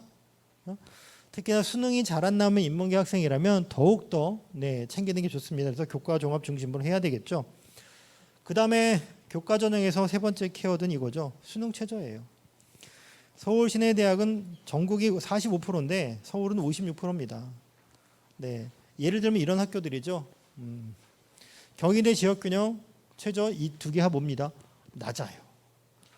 경희대를 지원한 애들의 입장에서 봤을 때는 많이 낮은 겁니다. 두 개 합5예요. 2, 3만 맞으면 돼. 2, 3. 그렇죠? 네. 이 정도면 돼요. 과탐, 사탐도 하나예요. 하나입니다. 그러니 두 개 합쳐서 5 맞추기는 쉬워요. 영어 절대평가 안에 있으니까 5 맞는 건 어떻습니까? 대단히 편하겠죠. 그 다음에 고대 어려워요. 3합6이에요. 2입니다. 네. 2에 나머지 하나도 2 맞잖아요.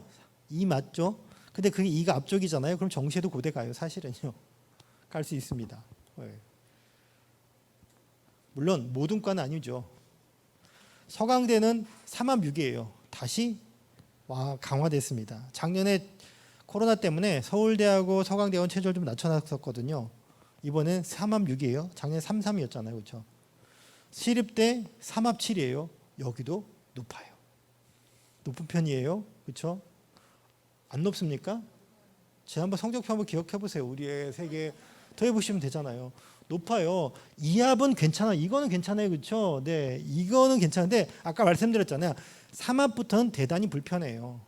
4합 요가는 의대는 어떻겠습니까? 어마어마합니다. 네. 성대요 3합6입니다. 중앙대요 3합7입니다. 경희대를 빼놓고 나서 어떻습니까? 세계 2 찍지 못하면 교과에서 내가 올 1등급에도 이 학교도 다 떨어지는 거예요.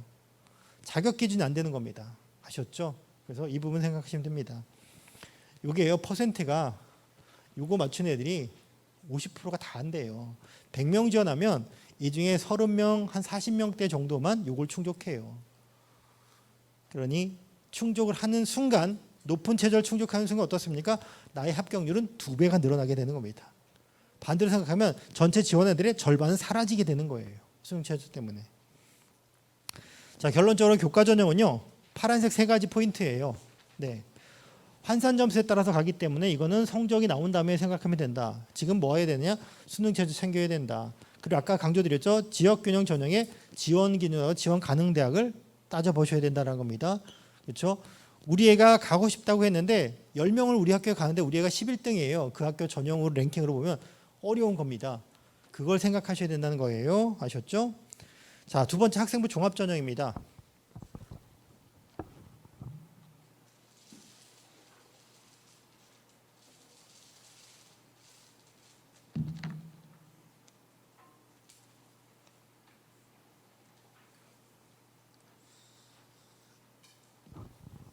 다음에 뵐 때쯤에는 마스크 벗고 뵀으면 정말 좋겠습니다. 네. 예전에 동대문구를 여기 센터 처음에 생겼을 때 그때 정말 열심히 왔거든요. 네, 도와달라고 그러셔가지고, 그러니까 이 건물이 아니고 이 밖에 있었던 건물이었거든요. 그때 센터가 밖에 있어서 이게 갈비탕집 2층이었던 것 같아요. 그래서 오면 갈비탕 한 그릇 먹고 네, 봉사하고 이랬던 기억이 있었는데 대단히 즐거웠습니다. 그때 기억 보면 아마. 그래서 낯설지가 않아요. 그때는 주말마다 왔습니다. 사실은 평일날 저녁에도 오고요. 면접 합격했다고 전화 와가지고 일당이 합격했다고 면접 좀 도와달라고 해서 와가 또 면접 도와주고 또 가고 그랬었습니다. 네. 좋은 일들이 많이 생겨야 될 텐데요. 자, 그럼 또 말씀 이어가겠습니다.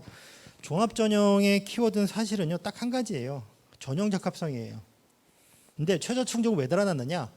네, 가까운 대학 있잖아요. 고대. 네, 동네 대학인데 참 어렵죠.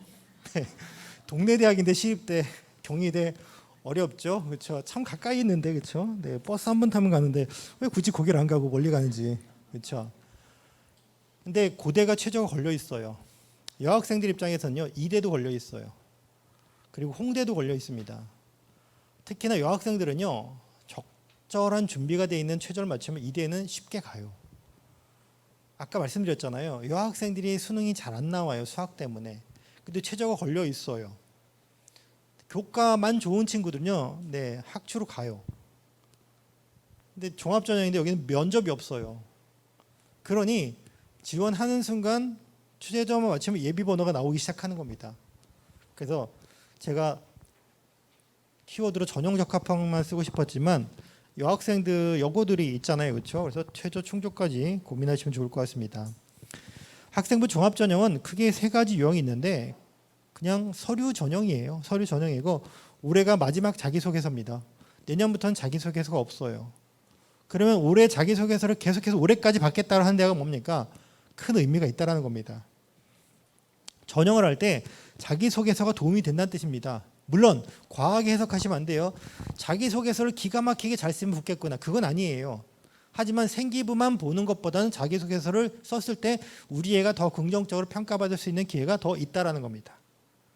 생활기록부에 A라는 단어가 적혀 있는데 그 A라는 것을 학생의 입으로 설명이 필요한 부분이 있다라면 자기소개서를 제출하는 대학이 훨씬 더 유리하다는 겁니다. 그래서 올해 마지막으로 받는 학교들 있으면 꼭 체크하시고 챙기시면 됩니다. 전형 방법을 주요 대학만 좀 살펴보면 이렇습니다. 경희대학교는 뭐 간판이죠. 시그니처 전형 네오르네상스입니다. 2단계 이제 면접을 보는 전형이고요. 고대는 뭐 요즘 줄여서 많이 쓰더라고요. 계적하고 이렇게 하는데 모르는 사람이 들으면 이상한 용어 같죠, 그렇죠? 계열적 합평과 학업 수형이 있습니다. 두 전형의 차이점 뭐냐면 이렇게 생각하시면 돼요. 교과 전형으로 들어올 애들은 일반고의 교과 성적이 좋은 친구들은 그리로 들어오세요라는 뜻이에요. 대신에 최저를 적당히 맞춰야지만 대우를 합니다라는 뜻이고요. 그 다음에 학업 수형은요. 적절한 대신에 수능을 잘 본 애들이 들어왔으면 좋겠습니다라는 겁니다. 여기는 교과 성적이 2등급, 2.5등급이 넘어가도 합격한 사례들이 많이 나옵니다. 뭐 특목고는 아니에요. 일반고가 그렇다는 겁니다. 특목고 애들도 사실은 자사고 애들이 여기가 학우가 많은 편이에요. 강남 애들이 많은 편입니다. 계열적 합평은요. 특목고 애들이 좀 많은 편이에요. 네. 그리고 작년에는 중복까지 해놨기 때문에 광역단위 자사고 애들도 많이 붙었습니다. 그러니 통로가 좀 달라요. 그러니까 최저가 없으면서 이렇게 한다는 게 뭡니까? 수능이 필요 없는 애들이란 뜻이에요. 계열적 합평은요. 학업 수형은요.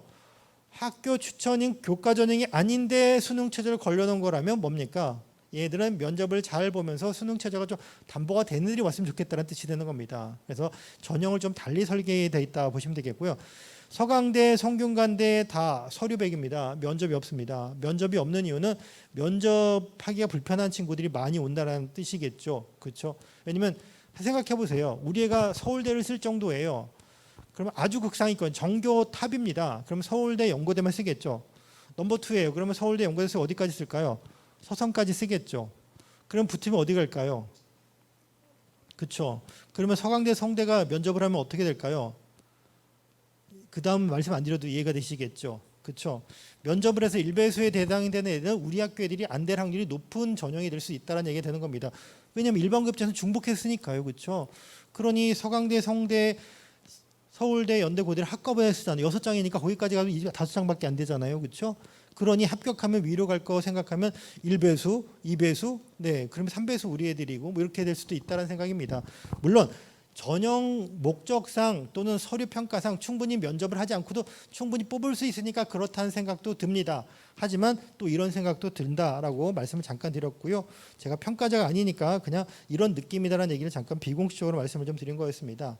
서울시립대 면접형 서류형이 있습니다. 많은 학교들이 올해 이런 패턴이 계속해서 유지가 됩니다. 전형을 둘로 나누는 거예요. 면접이 있는 전형과 서류만 보는 전형. 시립대만 있는 게 아닙니다. 네, 중앙대도 있습니다.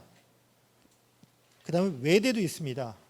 그리고 숙명여대, 명지대, 덕성여대, 서울여대 다 있습니다. 구분해놨어요. 면접형과 서류형을. 그래서 면접에 조금 불편함이 있는 친구들은 면접을 아닌 서류를 가도 괜찮습니다. 다만 서류를 간다는 얘기가 뭡니까? 면접을 못해서가 아니라 면접하지 않더라도 서류로 충분히 나의 장점을 설명할 수 있다는 뜻인 거예요. 그렇죠? 나는 서류가 안 좋은데 면접으로 어필할 거야 이런 게 아닌 거죠. 그렇죠? 그래서 그런 부분을 감안하시고 하시면 되겠습니다. 그래서 패턴 이렇다. 서류를 보는 게 대세긴 하지만 면접도 보는 것도 있고 서류만 보는 것도 있다라고 보시면 되겠습니다. 그리고 자기소개서 분량이 줄었습니다. 3문항만 쓰면 돼요. 실제로는 2문항이에요. 일반적인 대학은 2문항이고요. 1문항을 더 요구하는 학교들이 있습니다. 그 학교들은 꼭 자율문항을 잘 써야 됩니다. 자기소개서 나중에 뭐 여기 아까 안내한 거 보니까 기회가 또 있는 걸로 알고 있습니다. 간단히 말씀드리면 첫 번째 문항에서는요. 전공과 관련해서 진로와 관련해서 학업 기반으로 얘기를 잘 해주시면 되는 겁니다. 나는 이러이렇게 준비했어요라는 얘기를 해주시면 되고요. 두 번째에서는요. 인성적인 부분이죠. 교과 외적인 거죠. 교과 외적인 요소로 내가 이런 걸 잘 찾아야겠다. 인성이라는 게 착한 부분을 얘기하는 게 아닙니다. 리더십이나 협업이나 이런 것들도 다 인성에 속하는 거예요. 그렇죠? 나는 착해요. 대학에서 착한 걸 요구하진 않아요. 그렇죠? 그러니까 그런 부분에 대한 어필을 여기다 하는 겁니다. 메인은 몇 번일까요? 1번이겠죠. 그렇죠? 네, 1번을 통해서 이 친구가 학교에서 했던 이런 부분들을 얼만큼 잘 풀어서 어필하고 있는지를 보고 싶어 하는 겁니다. 왜냐하면 생활기록부에 있는 내용은 선생님의 성인의 입장에서 기록을 한 겁니다. 선생님의 눈으로 관찰한 거예요. 근데 학생이 이 활동을, 이 장점을 본인이 가지고 있는 무게로 펼치는 건 자소서에서 가능해요. 자소서가 없는 학교는 면접에서 보겠죠. 그러니 생활기록부에 적혀져 있는 내용에 행간에 또는 보완되는 또는 소명이 필요한 내용들이 있는 학생이라면 당연히 자소서를 활용하시는 게 좋겠죠. 그렇죠? 그리고 세 번째, 대학별 자율문항이 있습니다. 뭐 서울대 같은 경우는 독서를 쓰게 하고 이렇게 하고 대부분 많은 학교들이 지원동기들을 많이 쓰게 하는데요. 이거를 하는 이유는 뭘까요? 꼭 보고 싶은 거예요.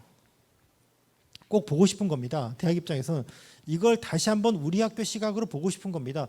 그러니 성심성의껏 잘 써야 돼요. 이걸 요구하는 대학이라면. 만약에 이 문항에다가 그냥 나는 이 학교를 가고 싶어요 이런 얘기만 쓰면 안 돼요. 태몽이 호랑이였어요 뭐 이런 거 쓰면요 절대로 대학은 뽑아주지 않습니다. 여기는요 1, 2번에서 쓰지 못한 우리 학교만의 얘기가 듣고 싶은 거예요. 그럼 잘 써주셔야 되겠죠. 그렇죠? 올해 자기소개서를 제출하지 않는 대학도 있습니다. 고대 제출하지 않죠. 하지만 경희대 제출합니다. 그렇죠? 그래서 이런 부분 참고하셔가지고 적절히 활용하시면 되겠습니다. 그리고 자기소개서 올해는 공개가 안 되는데 작년 거 말씀을 드리면 이런 식입니다. 경희대 해당 모집 단위에 지원하게 된 동기와 준비 과정에서 배운 점을 기술해 주세요. 그럼 이걸 얘기해야 되는 거예요. 이게 궁금한 거예요. 그럼 이걸 써주셔야 되는 겁니다. 면접도 마찬가지입니다. 면접할 때 묻는 걸 답을 해야 됩니다. 묻지 않는 걸 자꾸 얘기하면 말을 잘하는 학생으로밖에 안 보이는 거예요. 면접 얘기가 나왔으니까 면접 얘기를 드리면 면접은 2가지 종류가 있어요. 제시문 기반 면접과 서류 기반 면접이 있습니다. 제시문을 먼저 말씀드리는 얘기는 제시문이 보편적이지 않아요. 상위권은 몇 개 대학이나 의대 중심으로 제시문을 주고 면접을 합니다. 미리 줍니다. 연습하세요. 시간을 줍니다. 그리고 난 다음에 그거에서 물어보는 게 제시문 기반 면접이에요. 네, 예전에 경희도에 됐으나 경희도는 이제 하지 않고 있습니다. 그럼 대부분의 대학들은 어떻게 하느냐? 서류 기반 면접이에요. 제출한 서류, 생활기록부, 자기소개를 낸 학교들은 자소서, 이 두 가지를 가지고 물어보는 겁니다. 뭘 물어보겠습니까? 첫 번째는 진위 여부예요. 아니 이런 걸 다 했네라는 거죠. 아니 고등학생이 이것까지 했어? 궁금한 거예요. 정말로 했을까? 물어보죠. 그러면 정말로 했으면 어떻습니까? 합격. 안 했습니다.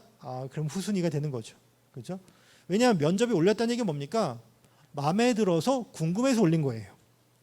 마음에 든다는 얘기는 서류만으로 충분히 좋은 애라는 게 확인되는데 얼굴이 궁금한 거고요.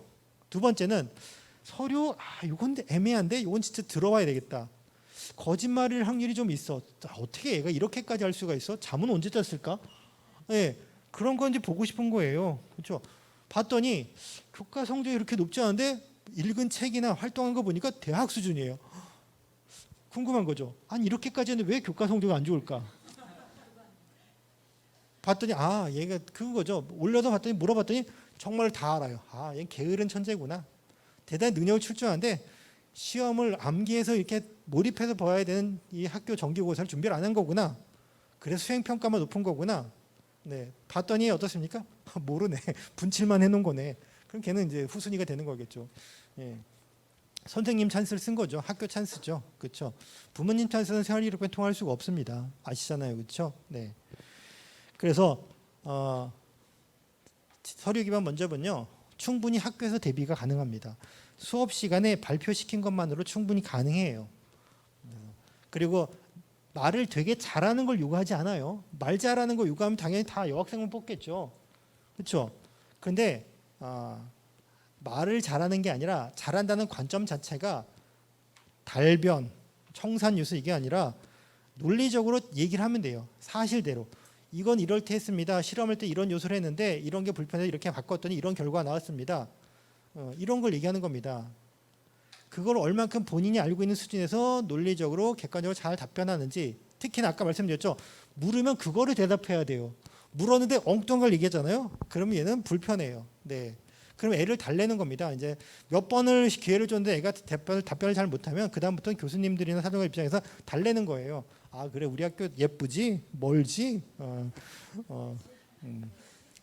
그런 얘기 하는 거예요. 아침에 어떻게 하니? 뭐 이런 거 해가지고 애를 달래기 시작해요. 왜냐면 계속 몰라요. 계속 모르면 답답하잖아요. 그렇다고 계속해서 하면 애가 당황스럽고 애가 울기 시작하고 이럴 거니까 그 다음부터 어떻습니까? 몇 번의 기회를 줍니다. 왜냐면 물어봤는데 그 다음 꼬리를 묻는 질문을 계속하는 거예요. 얘가 어디까지 알고 있는지를 물어보는 겁니다. 여담 삼아 말씀드리면 교수님이 계속해서 물어보잖아요. 답변을 잘했는데 이쁜 거예요. 어디까지 알고 있는지 보고 싶은 거예요. 근데 몇 번 답변했는데 자꾸 칭찬만 해요. 집에 갔더니 어때요? 교수님이 나 칭찬 많이 했어. 말씀 안 하셔도 돼요. 그렇죠? 그냥 마음속으로 준비를 하시면 됩니다.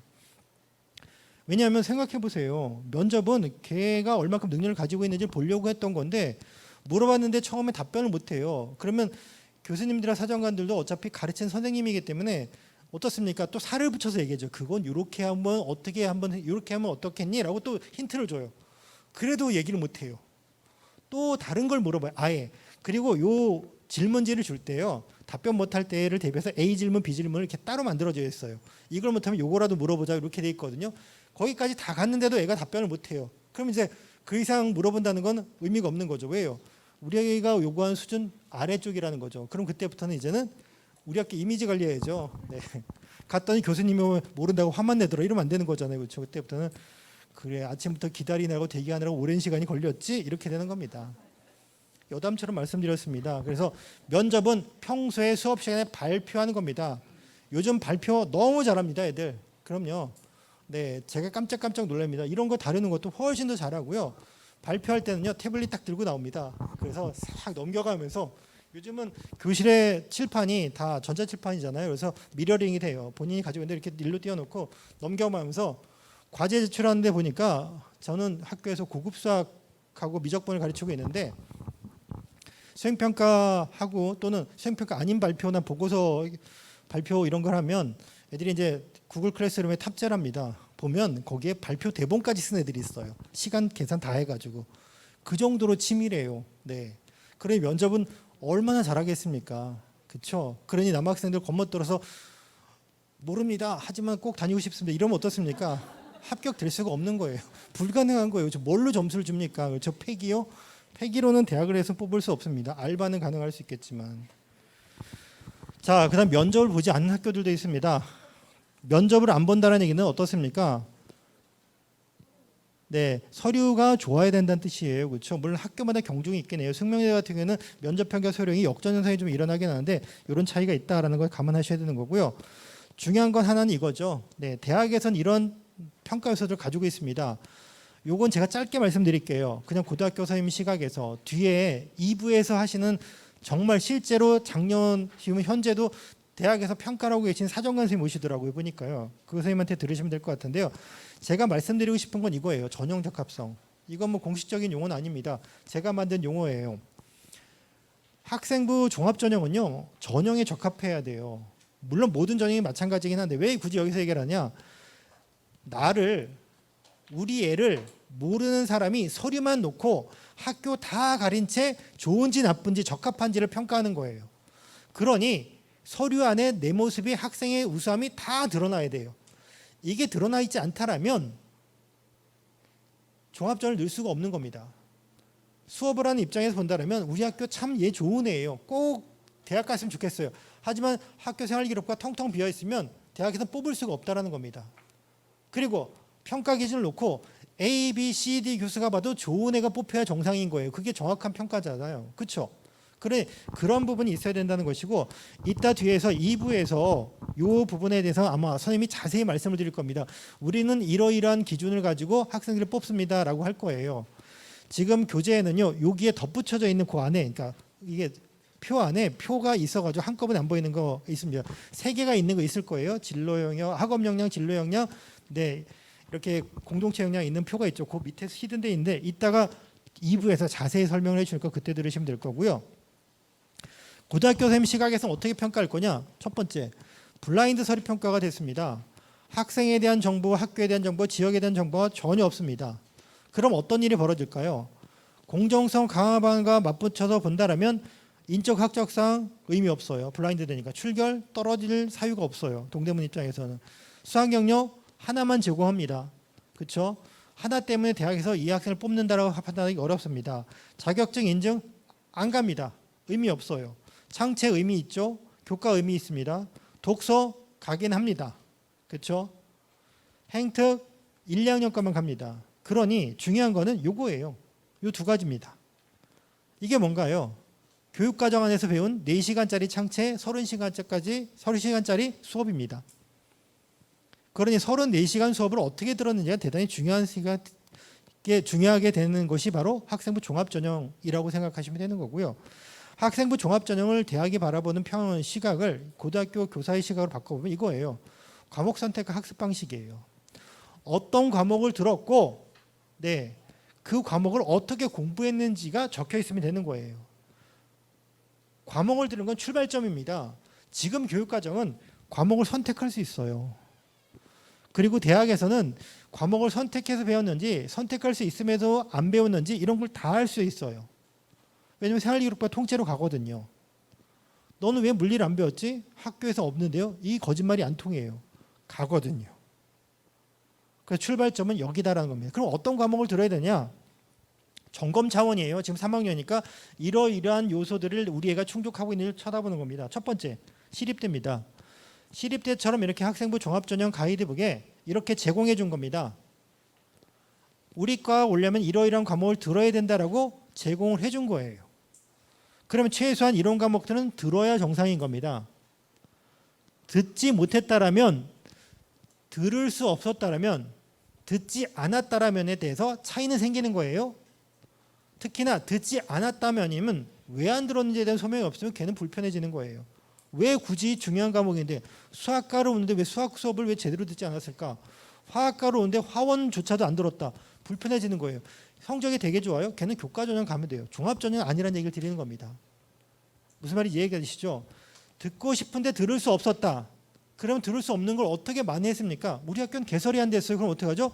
공동교육과정을 갔는지 공동교육과정에서 없다라면 책이라도 제대로 읽었는지 아니면 방과 후에 했던 그런 활동을 통해서 동아리 시간에 조금이라도 챙겼는지 이런 것들이 어필이 돼야 되는 겁니다.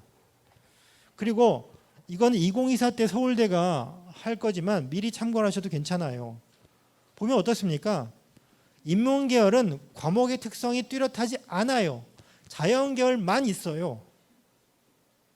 그러니 인문계열은 어느 과목을 들었냐 안 들었냐 보다 어떻습니까? 공부를 어떻게 했느냐가 더 중요한 겁니다. 아랍어과를 가고 싶어요? 무슨 과목을 들어야 되나요?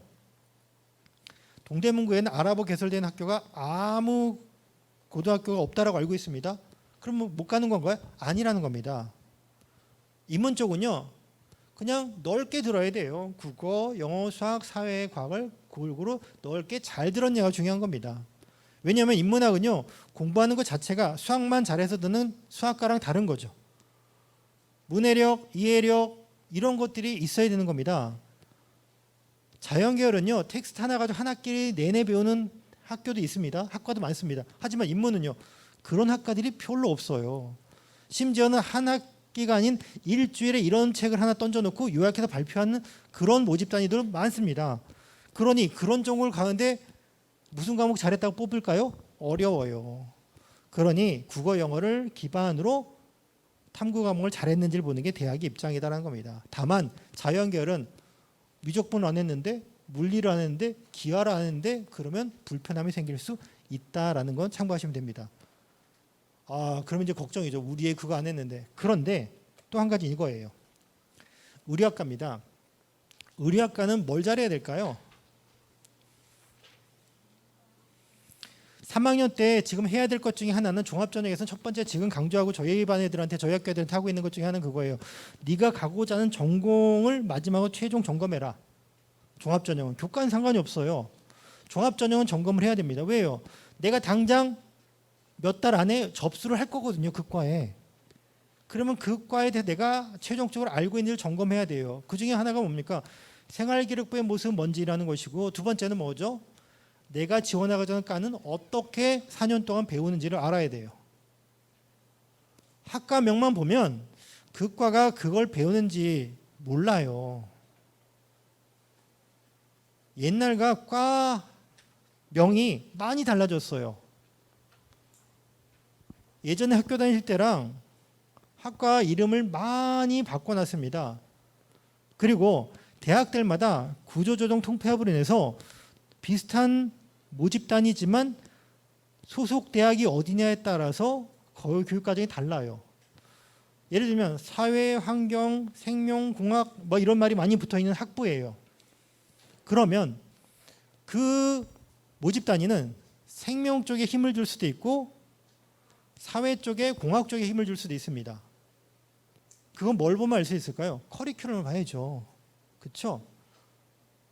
예를 들면 의료학과 같은 경우는요. 들어가면 이게 한양대입니다. 커리큘럼이 이렇습니다. 회색이 1학년이고요. 노란색이 2학년, 빨간색이 3학년, 파란색이 4학년입니다. 의료학과를 가면 옷 만드는 거로 생각하시잖아요. 들어가면 여러 가지 트랙이 있어요. 고등학교 때도 지금 고교 학점제 때문에 여러 개의 트랙이 있는 것처럼 대학도 당연히 들어가면 여러 개의 진로 방향이 있는 겁니다. 보시면 어떻습니까? 제가 지금 이렇게 깜빡깜빡 이렇게 표시해 놓은 거 두 가지만 보세요. 소재 쪽만 배우고 싶다. 의복 재료 소재기의 분석 평가입니다. 그러면 고등학교 때 뭘 배워야 될까요? 이 친구는요.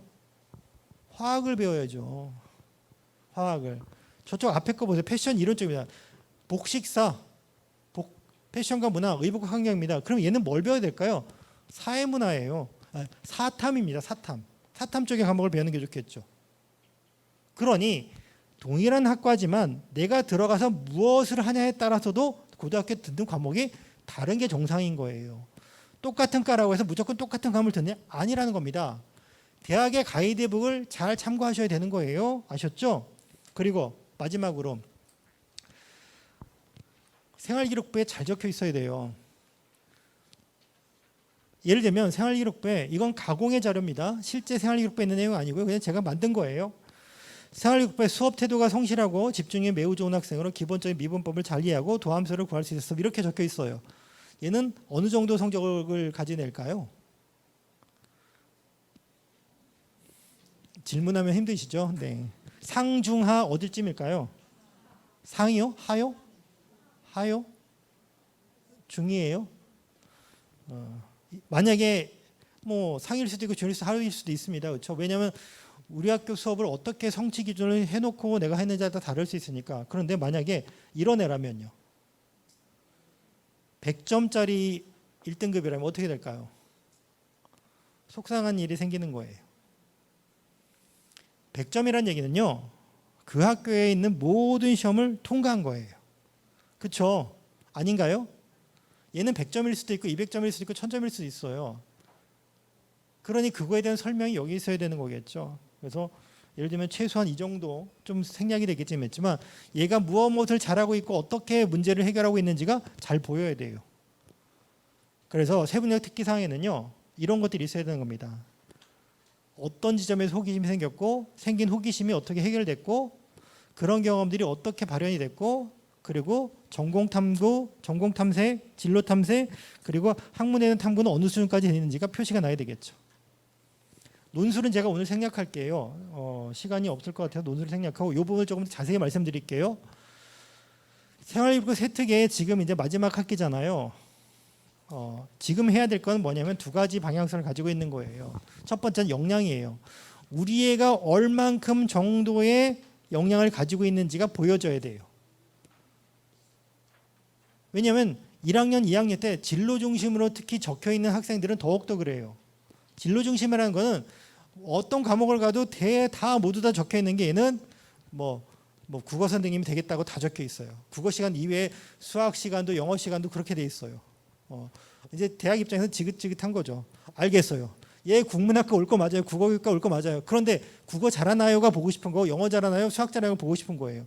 그럼 최소한 3학년이면 이미 과는 정해졌잖아요. 원서 쓸 때. 그럼 그 과목을 잘하는지는 보여줘야 되는 거예요. 어떻게 잘하는지를 보여줘야 되겠죠. 그렇죠? 만약에 진로 내용이 좀 빠졌다 그러면 3학년 때 진로와 관련된 과목들은 조금 더 어필을 해주면 좋겠죠. 얘는 이러이러한 걸 배우면서 여기까지 확장해서 해봤다는 걸 얘기해 주면 됩니다. 그 기술 방식이 어떤 거냐면 선생님한테 적어주세요라고 얘기하시면 안 돼요. 그걸 얘기하는 게 아닙니다. 우리 애가 가지고 있는 역량이 그대로 잘 드러날 수 있도록 선생님이 관찰하길 기대하는 겁니다. 수업하다가 궁금한 게 생겨요. 모르는 게 생겨요. 그럼 모르는 것과 궁금한 게 차이점이 있죠. 모르면 뭐죠? 이해력이 딸리는 거죠. 상위권 애가 모른다고 계속 질문을 해요. 그럼 어떻게 되죠? 잘한다고 보기 어려워요. 매번 수업 시간에 모르는 걸 질문한대요. 만점이. 도대체 뭐가 모르는 걸까? 모르는 게 아니라 걔는 궁금한 게 정상이거든요. 네, 문제 푸는 걸 모른대요. 왜 100점이? 이렇게 되는 겁니다. 그렇죠? 그러니 궁금증과 호기심이 어떻게 생기는지 또 호기심이 생겼어요. 어떻게 해결하는지를 봐야죠. 어떻게 해결해야 되는지. 질문 초급적인 거죠. 책 찾아보는 거 그 다음 거겠죠. 그렇죠? 그 방법이 다른 겁니다. 또 세 번째. 그걸 어디까지 갔느냐죠. 호기심이 생겨서 착수를 시작했어요. 그래서 그 호기심이 해결이 됐느냐가 중요한 것이고 호기심을 해결하기 위해서 찾아봤다까지 가면 어떻습니까? 해결을 못한 겁니다.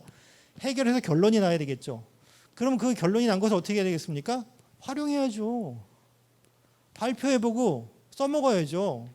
수학과학 지식이라면 동아리 가서 해봐야죠. 실험해봐야죠. 거기까지 가야 좋은 애잖아요. 그래야 아까 우리 봤던 그 기록이 100점짜리가 된 거잖아요. 본인의 역량에 맞게 관심에 맞게 기술만 돼 있으면 돼요. 하지만 기술이 돼 있지 않으면 그게 아쉬울 거라는 거죠. 그 부분을 이번 학기에 마지막으로 챙겨야 되는 겁니다. 물론 강제로 뭐 해주세요가 아니에요. 오해하시면 안 됩니다. 그렇죠? 그러니 애한테 가서 물어보면 되죠. 넌 수업을 어떻게 듣고 있니? 가만히 착실하게 앉아서 듣고 있어요? 제일 적을 게 없는 애예요. 성실함. 그렇죠? 그러니까 수업 시간에 자꾸 얘기를 해야 되고 선생님과 주고받는 상호작용이 있어야 되겠죠. 물론 선생님들은 그걸 깔아놨어요. 수업 시간에요. 수업은요. 100점짜리 있고 빵점짜리 있어요. 그러니까 걔네들이 다 접근할 수 있는 지점들을 다 만들어 놓는 겁니다. 선생님들은 성취 수준이라는 걸 합니다. 나는 오늘 방정식을 가르치는데 방정식을 여기까지 고차까지 가래와 방정식의 개념만 알았으면 좋겠다는 애를 구분해 놓고 하는 겁니다. 마지막으로 제가 말씀드릴 수 있는 게 이거예요. 아까 말씀드렸죠. 고대, 연대, 이대, 홍대는 종합전형임에도 최저가 있다. 그 최저가 어떻습니까? 고대 4합7입니다. 가뿐하죠? 네. 자연은 4합 8입니다. 1, 2, 2, 2, 2, 2, 2 이렇게 맞으면 돼요. 그렇죠? 하지만 이렇게 맞으면 작년 기준으로 본다면 2등급 초반이면 인문 쪽으로 교차하면 고대 합격해요. 네, 그러니 네, 낮지 않다. 많이 잘 챙겨야 된다라는 거고요. 정리해서 말씀드리면 학생부 종합전형은요. 네, 우선 생기부 분석하고 지원학과 탐색한다 말씀드렸습니다. 그다음에 유불리 파악하고요. 그다음에 학교 내에서 담임선생님과 철저히 확인을 해야 됩니다.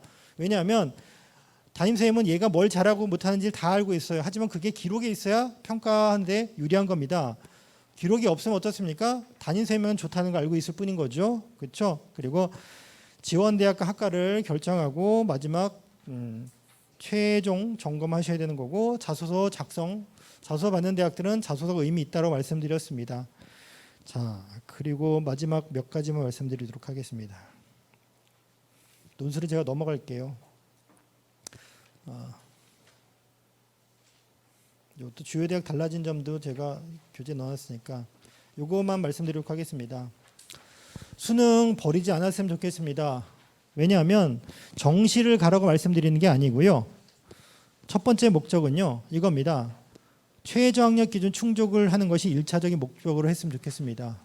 왜냐하면 교과 종합을 생각하실 수밖에 없으니까 당연히 우선 이거에 먼저 선행이 됐으면 좋겠고요. 두 번째는 수능 성적이 안 나오면 원서 쓰기가 어려워요. 왜냐하면 교과 성적을 중심으로 쓰는 게 아니라 수능 성적을 가지고 원서를 쓰는 겁니다. 다른 말로 표현하면 이거예요. 교과 전형을 쓰는 대학과 수능 전형을 쓰는 대학의 갭이 많이 차이가 나는 게 바로 일반고의 재학생의 모습이에요. 현재.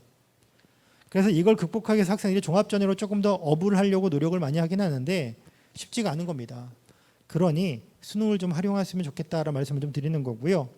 그리고 최저 충족이 되면 정시는요. 모든 과목을 다 잘해야 되는 게 아니에요. 과목마다 반영 비율이 존재합니다. 그러니 우선순위가 되는 과목부터 야금야금 조금씩 해결하면 된다는 말씀드릴 수 있겠고요. 정말 마지막입니다. 시험을 보고 나면 분석을 꼭 했으면 좋겠어요. 육모를 봤잖아요. 얼마 전에. 우리 애는 잘 봤나요? 몇 점인가요? 공통 과목은 얼마를 어디서 틀렸나요? 선택은 어디서 실수를 했나요? 그래서 학습 계획은 어떻게 세웠죠? 이게 없으면 안 된다는 겁니다. 성적을 올려야 돼요.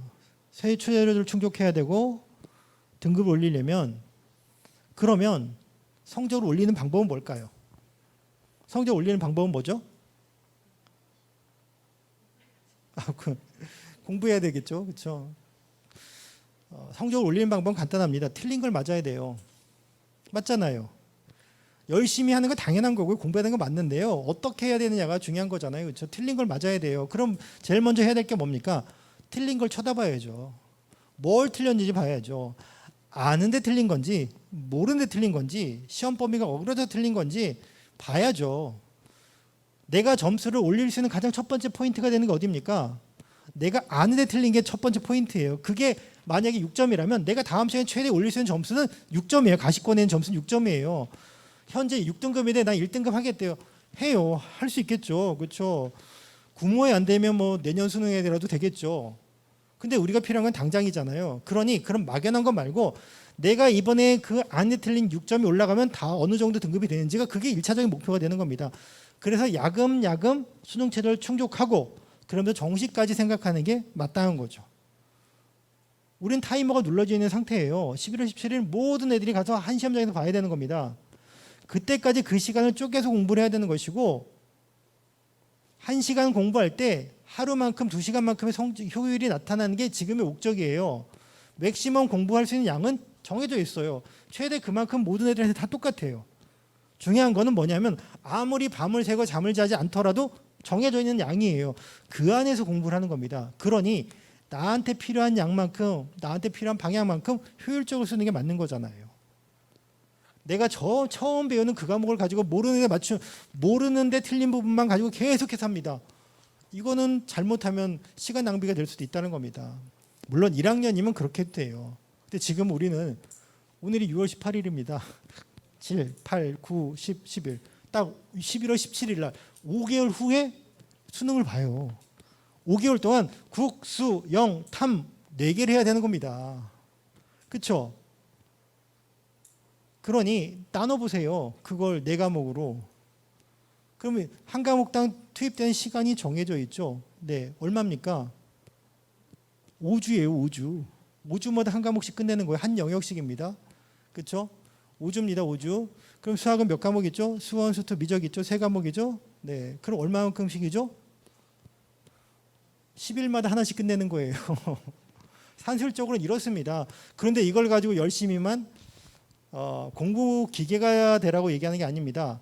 내가 가지고 있는 거에서 조금씩 업그레이드 할 수 있는 것을 한 발자국씩 갈 수 있는 방법을 찾아서 하자. 무리하게 무조건 너는 고대를 가야 돼. 집에서 가까운데 왜 굳이 먼 데를 가니? 이게 아닌 거죠. 그러기 위한 첫 발은 뭐 해야 되느냐? 이번 주의 목표는 뭐 해야 되느냐? 긴 것보단 하루를 잘 보내는 방법, 격려를 해줄 수 있는 방법 이런 게 더 필요하다고 생각을 합니다. 오늘 말씀드린 거는 그냥 총론적인 얘기였어요. 점검하셔가지고 수시 준비에 도움이 됐으면 좋겠고요. 나중에 뭐 구체적인 것들은 담임선생님과 또 상의하시면 될 것 같습니다. 여기서 마치도록 하겠습니다. 네, 감사합니다.